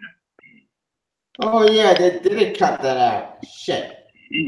Then I like the prologue. It's like Lord of the Rings style. You see, it's very small, That's more Snyder. That's more Snyder version. but you'll see a Green Lantern there. Yeah, I like. I like that. That was awesome. That's not a prologue. That wasn't in the beginning of the movie. A prologue is something at the beginning of the movie. It wasn't a prologue. It was more at the more. Which Diana. Here's the thing. I would not have been surprised if that actually wasn't tended to be the beginning of the movie. I think And it probably was the beginning of the movie when thinking about it. Yeah, but everyone does a really good job here. Henry Cavill. I love the line where he says, "I'm a big fan of justice," and I remember showing I saw on the nose. him and Christopher Reeve with Cavill at the top and Chris Reeve at the bottom, and then it's kind of like Christopher Reeve where he said, "I like this guy" in the picture I showed. Yeah, and Sean. then extra stuff with Ed Williams music in the movie. Like, no, does not compute. It looks pretty cool though. I love that moment. I know you have with Does not music. compute. This theme does not belong here. This is just pointless. I know you but I was fine with the nostalgia part. Batman theme. That was pointless too. I liked it. It's pretty cool. Fine, we didn't need. Here's the thing, good sir. This isn't Keane. This isn't Reeve. So get their themes the fuck out of here. So who cares? It's nostalgia. I understand that. Zimmer, we didn't need his theme for this. The hell we didn't. Oh, speaking of scene that were cut, go ahead and see that were cut. What the hell? Simmons even said that all his scenes were done with Snyder. Yeah, that pissed me off. He never shot anything for Josh Whedon. Yeah, that pissed me off. What the? Hey, Kitty. You could. He didn't even know about the reshoots until after the fact. Yeah, that Kev, really you bad. could- I'm on J.K. Simmons on that one. Important. But hopefully, we'll be. Also, cut out Willem Dafoe. Oh yeah, He's gonna they be- do that. Yay! Thanks, movie. You cut down J.K. Simmons and you cut out Willem Dafoe. Cut the freaking freaking goblin ever. Yeah, one of the best Goblin of all time. You cut one of the best actor of all time. Then And studio. cut out Iris Yes. West. Yeah, that made me even more pissed off because what the hell? Because stuff can have good scenes that are good. Ugh. No, I know Warner Bros. You had a mandate, and I know there's people who complains over 2.5 hours of movies, but people should be used to 2.5 hour movies by now. It was Blade Runner. That was long. Comic book movies run 2 hours, 2.5 hours. So why would you Logan. take it down? Logan actually was a long movie. That movie paid off. I wish I could have seen 2049 in the theaters. I really did, but unfortunately, Yeah, I love that movie. a lot in my area because not many people like thinking person's movies. But some of the scenes you cut out, you could have kept those in, and Yeah. it would have been fine. It's fine.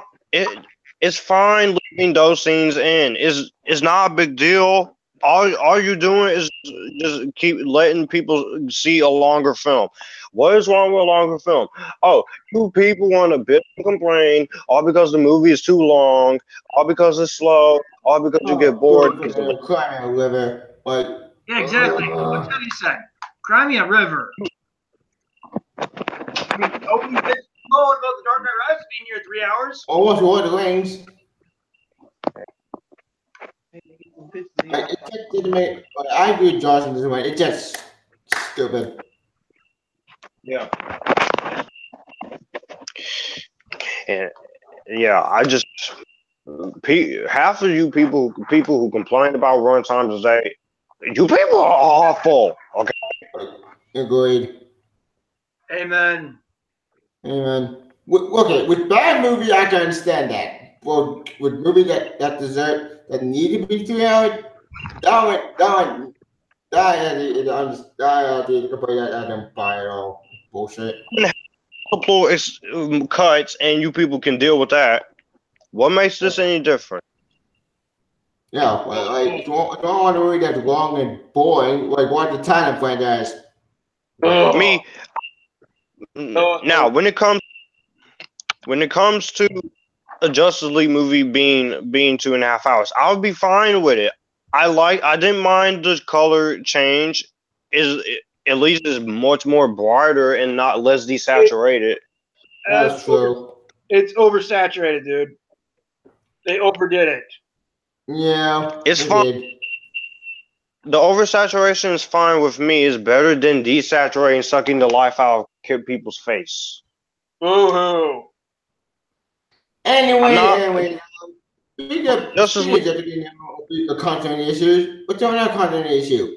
Cyborg. Yeah, Cyborg.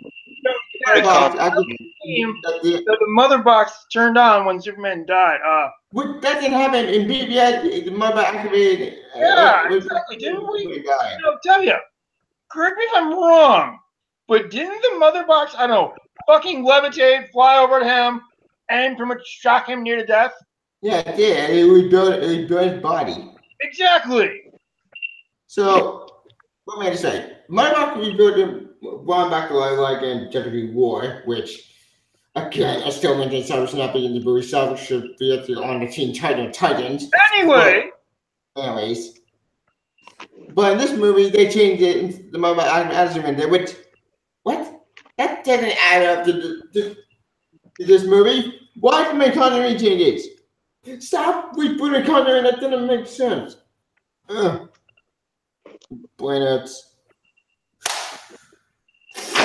Speaking of continuity change, Superman Resurrection. Okay, let me get this straight. You're telling me that that whole dirt scene in the BBS was for nothing. Then why the hell was that in this movie and I'm just Justice League? Like, it's not really like two different movies. Tell you. Okay, one, you have a point there because it was technically directed by two different people. Yep. For all this movie wants to say, directed by Zack Snyder. No. And I have a feeling You could. the only reason why You they should wanted put. his name on the movie was that if people wanted to bitch, they could just blame him. I don't blame reading, I blame more studio interference. This is more WB. No. I'm saying is the reason why they left Snyder's name on the movie was that if people wanted to bitch, they could just bitch at Snyder. Oh, a scapegoat. Pretty much. But yeah, let's just shit on the man while he's down. The guy, Yep. Zack Snyder, Brilliant. been through hell for God's sake. Cut him some he slack. did. I mean, the dude lost his daughter. That's Yeah, why he he left did. the movie. But sure, Actually, Delete- I actually heard like an actual rumor or actual fact. I bet he got fired. So that's what I heard too. yeah, so either way, he wouldn't get fired. Either way, Either so way, then Snyder's getting kicked when he's down. yeah, I agree. But I don't blame Snyder. This is not his Still- fault. Still watch the movie Also, despite its Also, two there were production sim. greedy executive assholes who really wanted their bonuses badly, and so they forced the movie to come out in November instead of waiting until the summer of this year. They should wait I to like- see it Exactly. when finished. Exactly. They You- could make the movie better. If you release the movie this year in the summer, you will be It Infinity doesn't fucking matter. At least the movie would have been better done. one of them is going to survive, the other one will die in the box That is office. true. That is true. Josh definitely begin going into Infinity War or going against James Impossible. Here's the thing, though. At The least movie, the movie would be better quality. It That would is true. rock. Yeah, I agree. I agree. I understand what you're saying, but think about it. You're going up against a movie with a bunch of Marvel heroes in the summer. Only one will survive. You might as well release the film in March, just like you did BVS. Everything Actually, no, I got a better month. Actually, June. June, I think a better month. See, June, that would be fine. Because it's not, at least it's not too close to Infinity War. Hey, it would trash Solo. Something. Yeah, I agree. That actually would be a blessing in disguise. Wait, so you didn't talk about it because it's getting late. So You trash Venom. yeah, it would destroy Venom. Honestly, I don't believe this movie anymore, really. I still can't believe that Venom movie coming out. I Why? can't believe we're getting a Han Solo movie. Yay. Yeah, and I know this isn't a Star Wars talk, but I want to bring this up. Sure, you give Ryan Johnson full creative control, but yet you fired Lord Miller Trevorrow for creative differences. Yeah, that's Yep. bad filmmaking, in my opinion. You know what? Defense. Sean was making a movie. If I was making a movie, Sean as a producer, he would give me full creative control, and I give him full creative control if he was doing a movie. If anything, I would just give you suggestions and let you go on. Yeah. Well, that's what the good producer does. Producers is supposed to help the directors for the vision, not take control of the movie and like that. I mean, because honestly, if you didn't want Solo to be a comedy, why the fuck would you hire two comedy directors? I'm gonna say with I would rather you keep going with this DC series than to freaking reboot it. Oh, which John movie are we on now? What movie We're are we on? not Justice League. Oh, okay. We're talking Do you about- mind if I join in? Sure. Yeah. Cool. You want to talk about Suicide Squad? You have to do that first, son. I'll plug my phone right there. You can say right over here. Alright, my final thoughts. In conclusion, about Justice League concerned, this movie was disappointing. It was not the degree I want, but you know what? It could have been worse, but it could have been better. And Far worse. yeah, it could have been far worse. But in conclusion, it's fine. The casting is fine, but the reshoots did not help. The editing was awful. The film was a complete disappointment and waste of time. Stuff was so disappointing. Aquaman was good. Wonder Woman was good. Ben Affleck was good, Batman, but I think he got screwed over the most. I feel the studios put too many fucking cheesy lines for Batman to say. Like, I agree with that. Yeah, I'm like, come on. And I mean, I like the Flash, but that Flash is too comedic, I think. He's more Wally West than Batman. I mean, he's not that bad, though. I mean, he's a good Flash. I enjoy him. I enjoy Wally West. They said him Wally West Flash. Dude, not everything can be what you want. I know. At least he's more. He's not all depressed like Grant Gustin is right now. Yeah. This movie just so like, dude, it was so quick. You can tell that this movie was directed by two different directors or made by two different people. It looked so different. We were just talking about it. Yeah, I mean, I would like to see that other cut. I think they're gonna release it. They should. Yeah, I think it can happen. There's some cool stuff about it, but I think the villain cannot be saved. The villain sucked. Okay. Well, I mean, Batman was trying to make a more comedic Batman. Batman's, I mean, his tone, like, there's some jokes that work. Like, the joke which is like, I'm rich. That's an okay joke. You can feel that's a joke that was okay. It's a small little joke, you know what I mean? I want to what good. But the after credit scene is one of my favorite parts of that movie, probably. The after credit scene. Well, to be fair, I actually heard originally Batman was great man. Maverick's from the house. Yeah, but did you guys? Are you guys gonna do like a Justice a villain? I think, what's the Justice League's villain group called again? I forgot what it's called. The League of Doom? Yeah, I think that's what it's gonna be. There was no plan for it was going to be Darkseid with the endgame, but I get why they changed it because they wanted to make Thanos. But to be fair, Thanos was okay about the Darkseid to begin with. Yeah, and Darkseid's gonna be in this because he mentions Darkseid. Steven Steppenwolf. Well, he was supposed to be in it, but then they cut him out. Because look, they mentioned Darkseid. Steppenwolf mentioned Darkseid, so you know Darkseid's in that universe. Okay, Yeah, but thing though, that Darkseid is almost more powerful than Thanos. Okay, but this was really supposed to be a two-part movie. With at the end of this movie, Darkseid was supposed to appear, saying wanting to travel to Earth because he wants to meet the Kryptonian, and that would lead into part two with Darkseid coming down to Earth and the Justice League coming to fight him. Well, plans obviously changed after Snyder left. Yeah. Thanos is Darkseid's the Thanos of the DCU.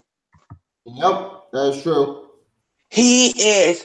I don't know. I do think sometimes Darkseid sometimes can be more powerful than Thanos. I think Thanos is more powerful because I got it. But at the same time, if Darkseid can kill Superman with ease, there's been so many comics and cartoons and animated movies where he just kills Superman. No, he didn't kill Superman. He basically Superman and Darkseid. They both even mad. They both even in Justice comics, it's meant for Darkseid. It's a brutal fight. Yeah, I know, but like I think. Do you think Darkseid's more powerful than Thanos? Do you think Thanos is more powerful than Darkseid? Well, with the Infinity Gauntlet, I think Thanos is powerful. But without Infinity Gauntlet, I think Darkseid. They're both even in match. Yeah, but if he had the Infinity Gauntlet, I think Thanos would win because the Gauntlet has can destroy the whole universe pretty much. Well, the Gauntlet only worked only in one universe. It doesn't work in other universes. I mean, I want them to reboot it. I don't want them to reboot it. I want them to reboot, but I don't want to say no. So there is stuff I like about this DC universe. I love Suicide Squad characters. I love those characters. I came in for that. I want to do Harley and Joker. I want to do that, but I'm not a big fan of the Justice League. Cyborg's Teen Titans character. He's not even in the Justice League. Thank you. That's why I've been saying for years. Green Lantern should be in. The original Green Lantern. Okay. The original black one. Okay. No, I forgot his name. John Stewart. John Okay, Stewart. yeah. I don't mean to be a dick, but you guys ever figure the reason why they took Green Lantern out was to distance himself from that movie? No, that's how Jordan. That's bullshit. John Stewart. I'm just. It was like 7 years ago that movie happened. Alright, that didn't happen nowadays. Yeah, and when the BV okay. They'll never stop. When the BVS started shooting? BVS started shooting when did BVS start to shoot? 2014, 2015? 2014, I think. 2014. And he did that in 2003 or 4, right? Mhm. Right, wait. What? If you're saying I'm trying to prove something. Okay, when I'm trying to prove a point. When did Ben Affleck do Daredevil? 2003. So around like 10, 11 years before they started shooting, right? Yeah. That was 7 years ago. That's like 3 years apart. I get that. If they can get, that's a character. Like Batman was ruined by Batman and Robin, right? They ruined it. It's better than the actual movie. Yeah, they ruined it. Listen, I fucked up my analogy. I fucked up my analogy. My bad. Batman and Robin, like 10 years later, like a couple years later, because they started filming in 2004 or 5 for Batman Begins. That Batman was okay. They were okay putting a Batman. So there should be no reason they couldn't put a Green Lantern. Green Lantern would have been fine in that movie. He would have worked because Cyborg didn't work for me. I would have loved to see Green Lantern. Well, okay, here's the thing though. According to what I've heard, is that Snyder originally planned for Cyborg to be the heart of this movie. Which makes sense because the mother box. But of course, Snyder's gone. They changed a lot of shit. Yeah. And also, I think the problem with this is they went too fast in the Justice League. They were trying to catch up with Marvel. They're trying to catch up with Marvel, but at DC Universe, you gotta build up. Like Marvel built it up. You don't go straight for the climax. If you want to Justice League, fine, but don't do it early. But do it later. Like here's my idea. My idea would be do Man of Steel, then do Man of Steel 2, then BBS, then do Wonder Woman but skip Suicide Squad, unnecessary. I think Justice League should have been done later. When the characters are actually established. Because they're barely established and they're kind of established in Justice League, but they're not always established. They need their own films or some parts of the film. Flash movie, I think Flash could work in the Justice League movie alone. Maybe that's just me. Aquaman, do an Aquaman movie because that's happening. Sorry, didn't use his own movie because sorry did not work with that movie. I'm sorry. Like, look, I'm excited about Cyber movie a Teen Titan, not a Justice League. It's what am I right? Yeah. Too much matter. Much matter, in my opinion, make more sense. Maybe the reason I like The Flash is because I like that guy because he's supposed to be in a Wallflower, which is one of my favorite movies of all time. Same. And that guy is actually in there. He plays like a gay brother. He's a good actor. Like he can be a serious actor if you watch that movie. So I was always offended because in that movie he was serious, but at the same time he was funny and supposed to be awful. Like he had a comedic twist to him, even though serious shit was going on, which he pulls off. I think he does a good Flash. I don't think it's the best Flash possible. I think it's a good Flash. You know what I mean? Mm-hmm. But when you start making Batman making stupid jokes. Okay, the I'm Rich thing, like I said, that's okay. That right. That's a little fun. I laugh. When he says I'm rich, I laugh. But when he makes these other jokes, like, there's two jokes I agree with. The one where he says, I'm rich, and the one where Superman says, do you bleed? And he's like, oh, shit. Like, that was funny. He didn't say, oh, shit, but he's like, he had that look like, oh, God, he remembers. Because the main good scene in that movie was when Superman came back to life. That was a cool scene. Okay, yeah, that makes me wonder something. Okay, he can see Bruce, yet instantly remembers that, but yet he doesn't remember Diana. Yeah, that could be dumb. I mean, I didn't get that logic. But whatever. It was cool seeing Superman. I mean, I can see him not remembering Flash, Aquaman, or Cyborg because they didn't fight alongside him to fight Doomsday. But yet, not remembering Diana? Yeah, I mean, because The I Justice love League is seeing the fucked movie. at this point. Actually, there was a better Justice League movie. I think I sent you guys the link. I don't know if you guys watched. It's a film that got scrapped in like 2005 or 6. And there was a scene with Superman turning evil, and he faced each Justice League member. And it was like full, like a long ass, like not long, but like a decent fight with each of the members. I think you gave it that link that to like. Yeah, and like have you guys heard of that Justice League that got scrapped script? Yeah. The script was this. Yeah, we actually Pretty heard about much. it. It was going to be that they began to add a funeral. Whose funeral is, you don't know. The flashback was this guy, I guess, that he manipulates them into being Superman into being evil. And somehow Batman has all this stuff and he stops. The whole Justice League becomes evil and Batman kicks out all ass. Then the Justice League gets mad, like, why do you have these weapons? How do you know to stop us? Like, because I pull these weapons just in case something happens. That's typically Doom. Yeah, and pretty much end of the story. There's this guy, I forgot his name. Pretty much, he does something where, like, he could end the world. Yeah. Flash traps him in a time warp, like a time, like in like that verse in between the speed and light force, something like that. Speed Force. Yeah, he traps him in there. And he stays there the whole movie. And the movie ends, and pretty much the funeral is about Flash. And like his son or cousin or something becomes this Flash.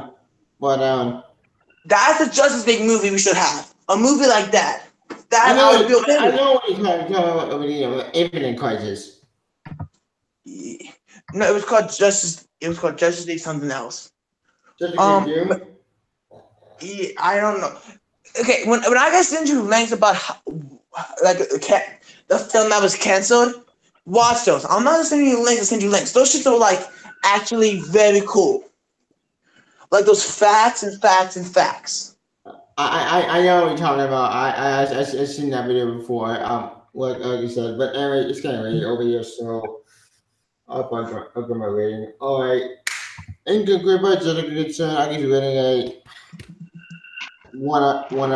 2 episodes. More because then after we give it, you get the movie which cut the pieces. The film was bad. The story was the best, but will I watch it again? Probably not. No, I'll probably if I rent it, I'll probably watch it for a commentary. But this movie is just disappointing. The only movie I'm going now actually are the Aquaman movie and the Shazam movie. Yeah. But whatever. As far as the team is concerned, at this point, there ain't two options where you gotta reboot it or keep going. I say keep going, but whatever. Yeah. At this point, they'll probably do a soft reboot. But until then, I'm gonna call it for tonight. It's getting late. Yeah. Well, if you don't mind, Sean, you can end the live stream, but we can talk more about what you think, unless you have to go too. I don't mind. All right. I'll probably go. Okay. So yes, that was our discussion on the DTEU. Some people have said it's sad, but I will have everyone plug the channels. Tevye, first, you. Yeah, you can follow my YouTube at Smokelight. You can follow me on my Twitter. Or you can follow me on Twitch. I'm going to go over the Nerdpack on the DTEU discussion. Stay tuned. That discussion on maybe Infinity War. Hopefully, if we get everybody to join us for that one. I think I'm hosting that one. I think I'll be hosting it probably. What's the next one we're doing? I think Infinity War, maybe. Yeah, but you may have to wait a week or two to hold off on that because I got to work and I got to find a day to find them and it's not crowded. Okay. Yeah, I told them they could wait until May, sometime in. What kind of April 27th. Yeah, I know, but like I'm probably not gonna see it till May because I want to be on my ticket now. But how my work schedule is they gave me my schedule like a week before. So when I get my schedule, that's the day I had to figure out what day I could go. You know what I mean? Okay. But no, I'm definitely seeing that. I'm gonna see like 5 times. I know the first time I'm probably gonna fucking enjoy it and love it, even if it's a bad film. Then I'm gonna watch it again and see what's actually wrong with it, because We'll see. We'll see. Anyways, Go see.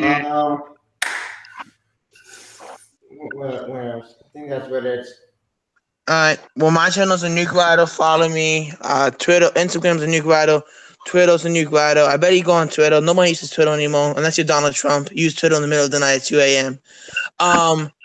But no, yes, thank you, Sean. This was fun. I know we had some difficulties during the stream, trying to figure out when we're gonna start, but we got it done. This was fun. I love doing these. Maybe I do one about the MCU, but that'll take like 5 hours probably, or 10 hours to do the whole MCU. That's a bit too long. Yeah, that'll We'll be like doing soon. yeah, it'd be like a 5-part episode, like phase 1, phase 2, phase 3. Well, we already did phase 1 and 2 with Anthony. We haven't done phase 3 yet. He said he wants to until after Infinity War. No, because Infinity War's in phase 4, isn't it? No, Phase 3. No, Infinity War phase 3. So, are we doing so after Infinity War, we're gonna do a phase 3? Maybe. Wait, no, is Ant-Man and the Wasp the start of phase 4? No, that's I think still phase 3. I think Ant-Man Wasp is still phase 3, but who knows? I guess we'll wait out. Anyways, Josh. You can find me on my channel, Future Filmmaker 39480. My links to my Facebook, Twitter, Letterboxd, SoundCloud, official Facebook group page, fan page down below. All that stuff there. I'd like to thank everyone who watches my channel because I'm now at 102K views overall. Impressive. And it was a lot of fun. It went exactly as planned. And my rankings for this DCU, number 5, Suicide Squad, number 4, Man of Steel, number 3, Justice League, number 2 is Wonder Woman, and number 1 is BVS. That's my ranking. I am hoping, praying for the best for this franchise as we speak. I would love to see Suicide Squad over again than see any of Justice League. So, yeah, thank you for having me, Sean. And my channel is Vid200591. If you're watching this video, you're based on my channel already. So yeah. So I want to thank my guests for joining me. Hope you all had a lot of fun. Yep, I did. It was fun. It was crazy. Oh, I should go with John Avenger, Parker. Yeah. Parker's Michael, but he has a new channel name now. I think it's called Metal Fan something. I can tell by your lack of excitement, you had no fun. Who, me? No, all of you. I had honestly, I enjoyed it. It's just I thought we took too long on like every movie. Took like 2 hours on every movie. But I had fun though. It's just right over here. I'm just tired. Yeah, no, I did enjoy though. I had fun. It was not like it was fun. I did enjoy myself. I did like talking about Justice League. I love defending Suicide Squad. I really do love doing these. This was a good stream, Sean. Don't think it's not a good stream. I enjoyed myself. It's just I've been going through some shit. So like I can tell you off camera, but I don't want to do it live because But all right. Anyway, I'm gonna end the stream before we start talking about random shit because this is not a Nerd Pack podcast. Yeah. EU podcast. So everyone, my friends for joining me. I'm pretty sure they all had fun. I did too. So we'll catch you guys hopefully for probably Infinity War. Yeah, hopefully. Please be awesome. It's good. That is going to be awesome, and we'll see you guys next time. And you guys keep it cool. Yep. What he said. Bye.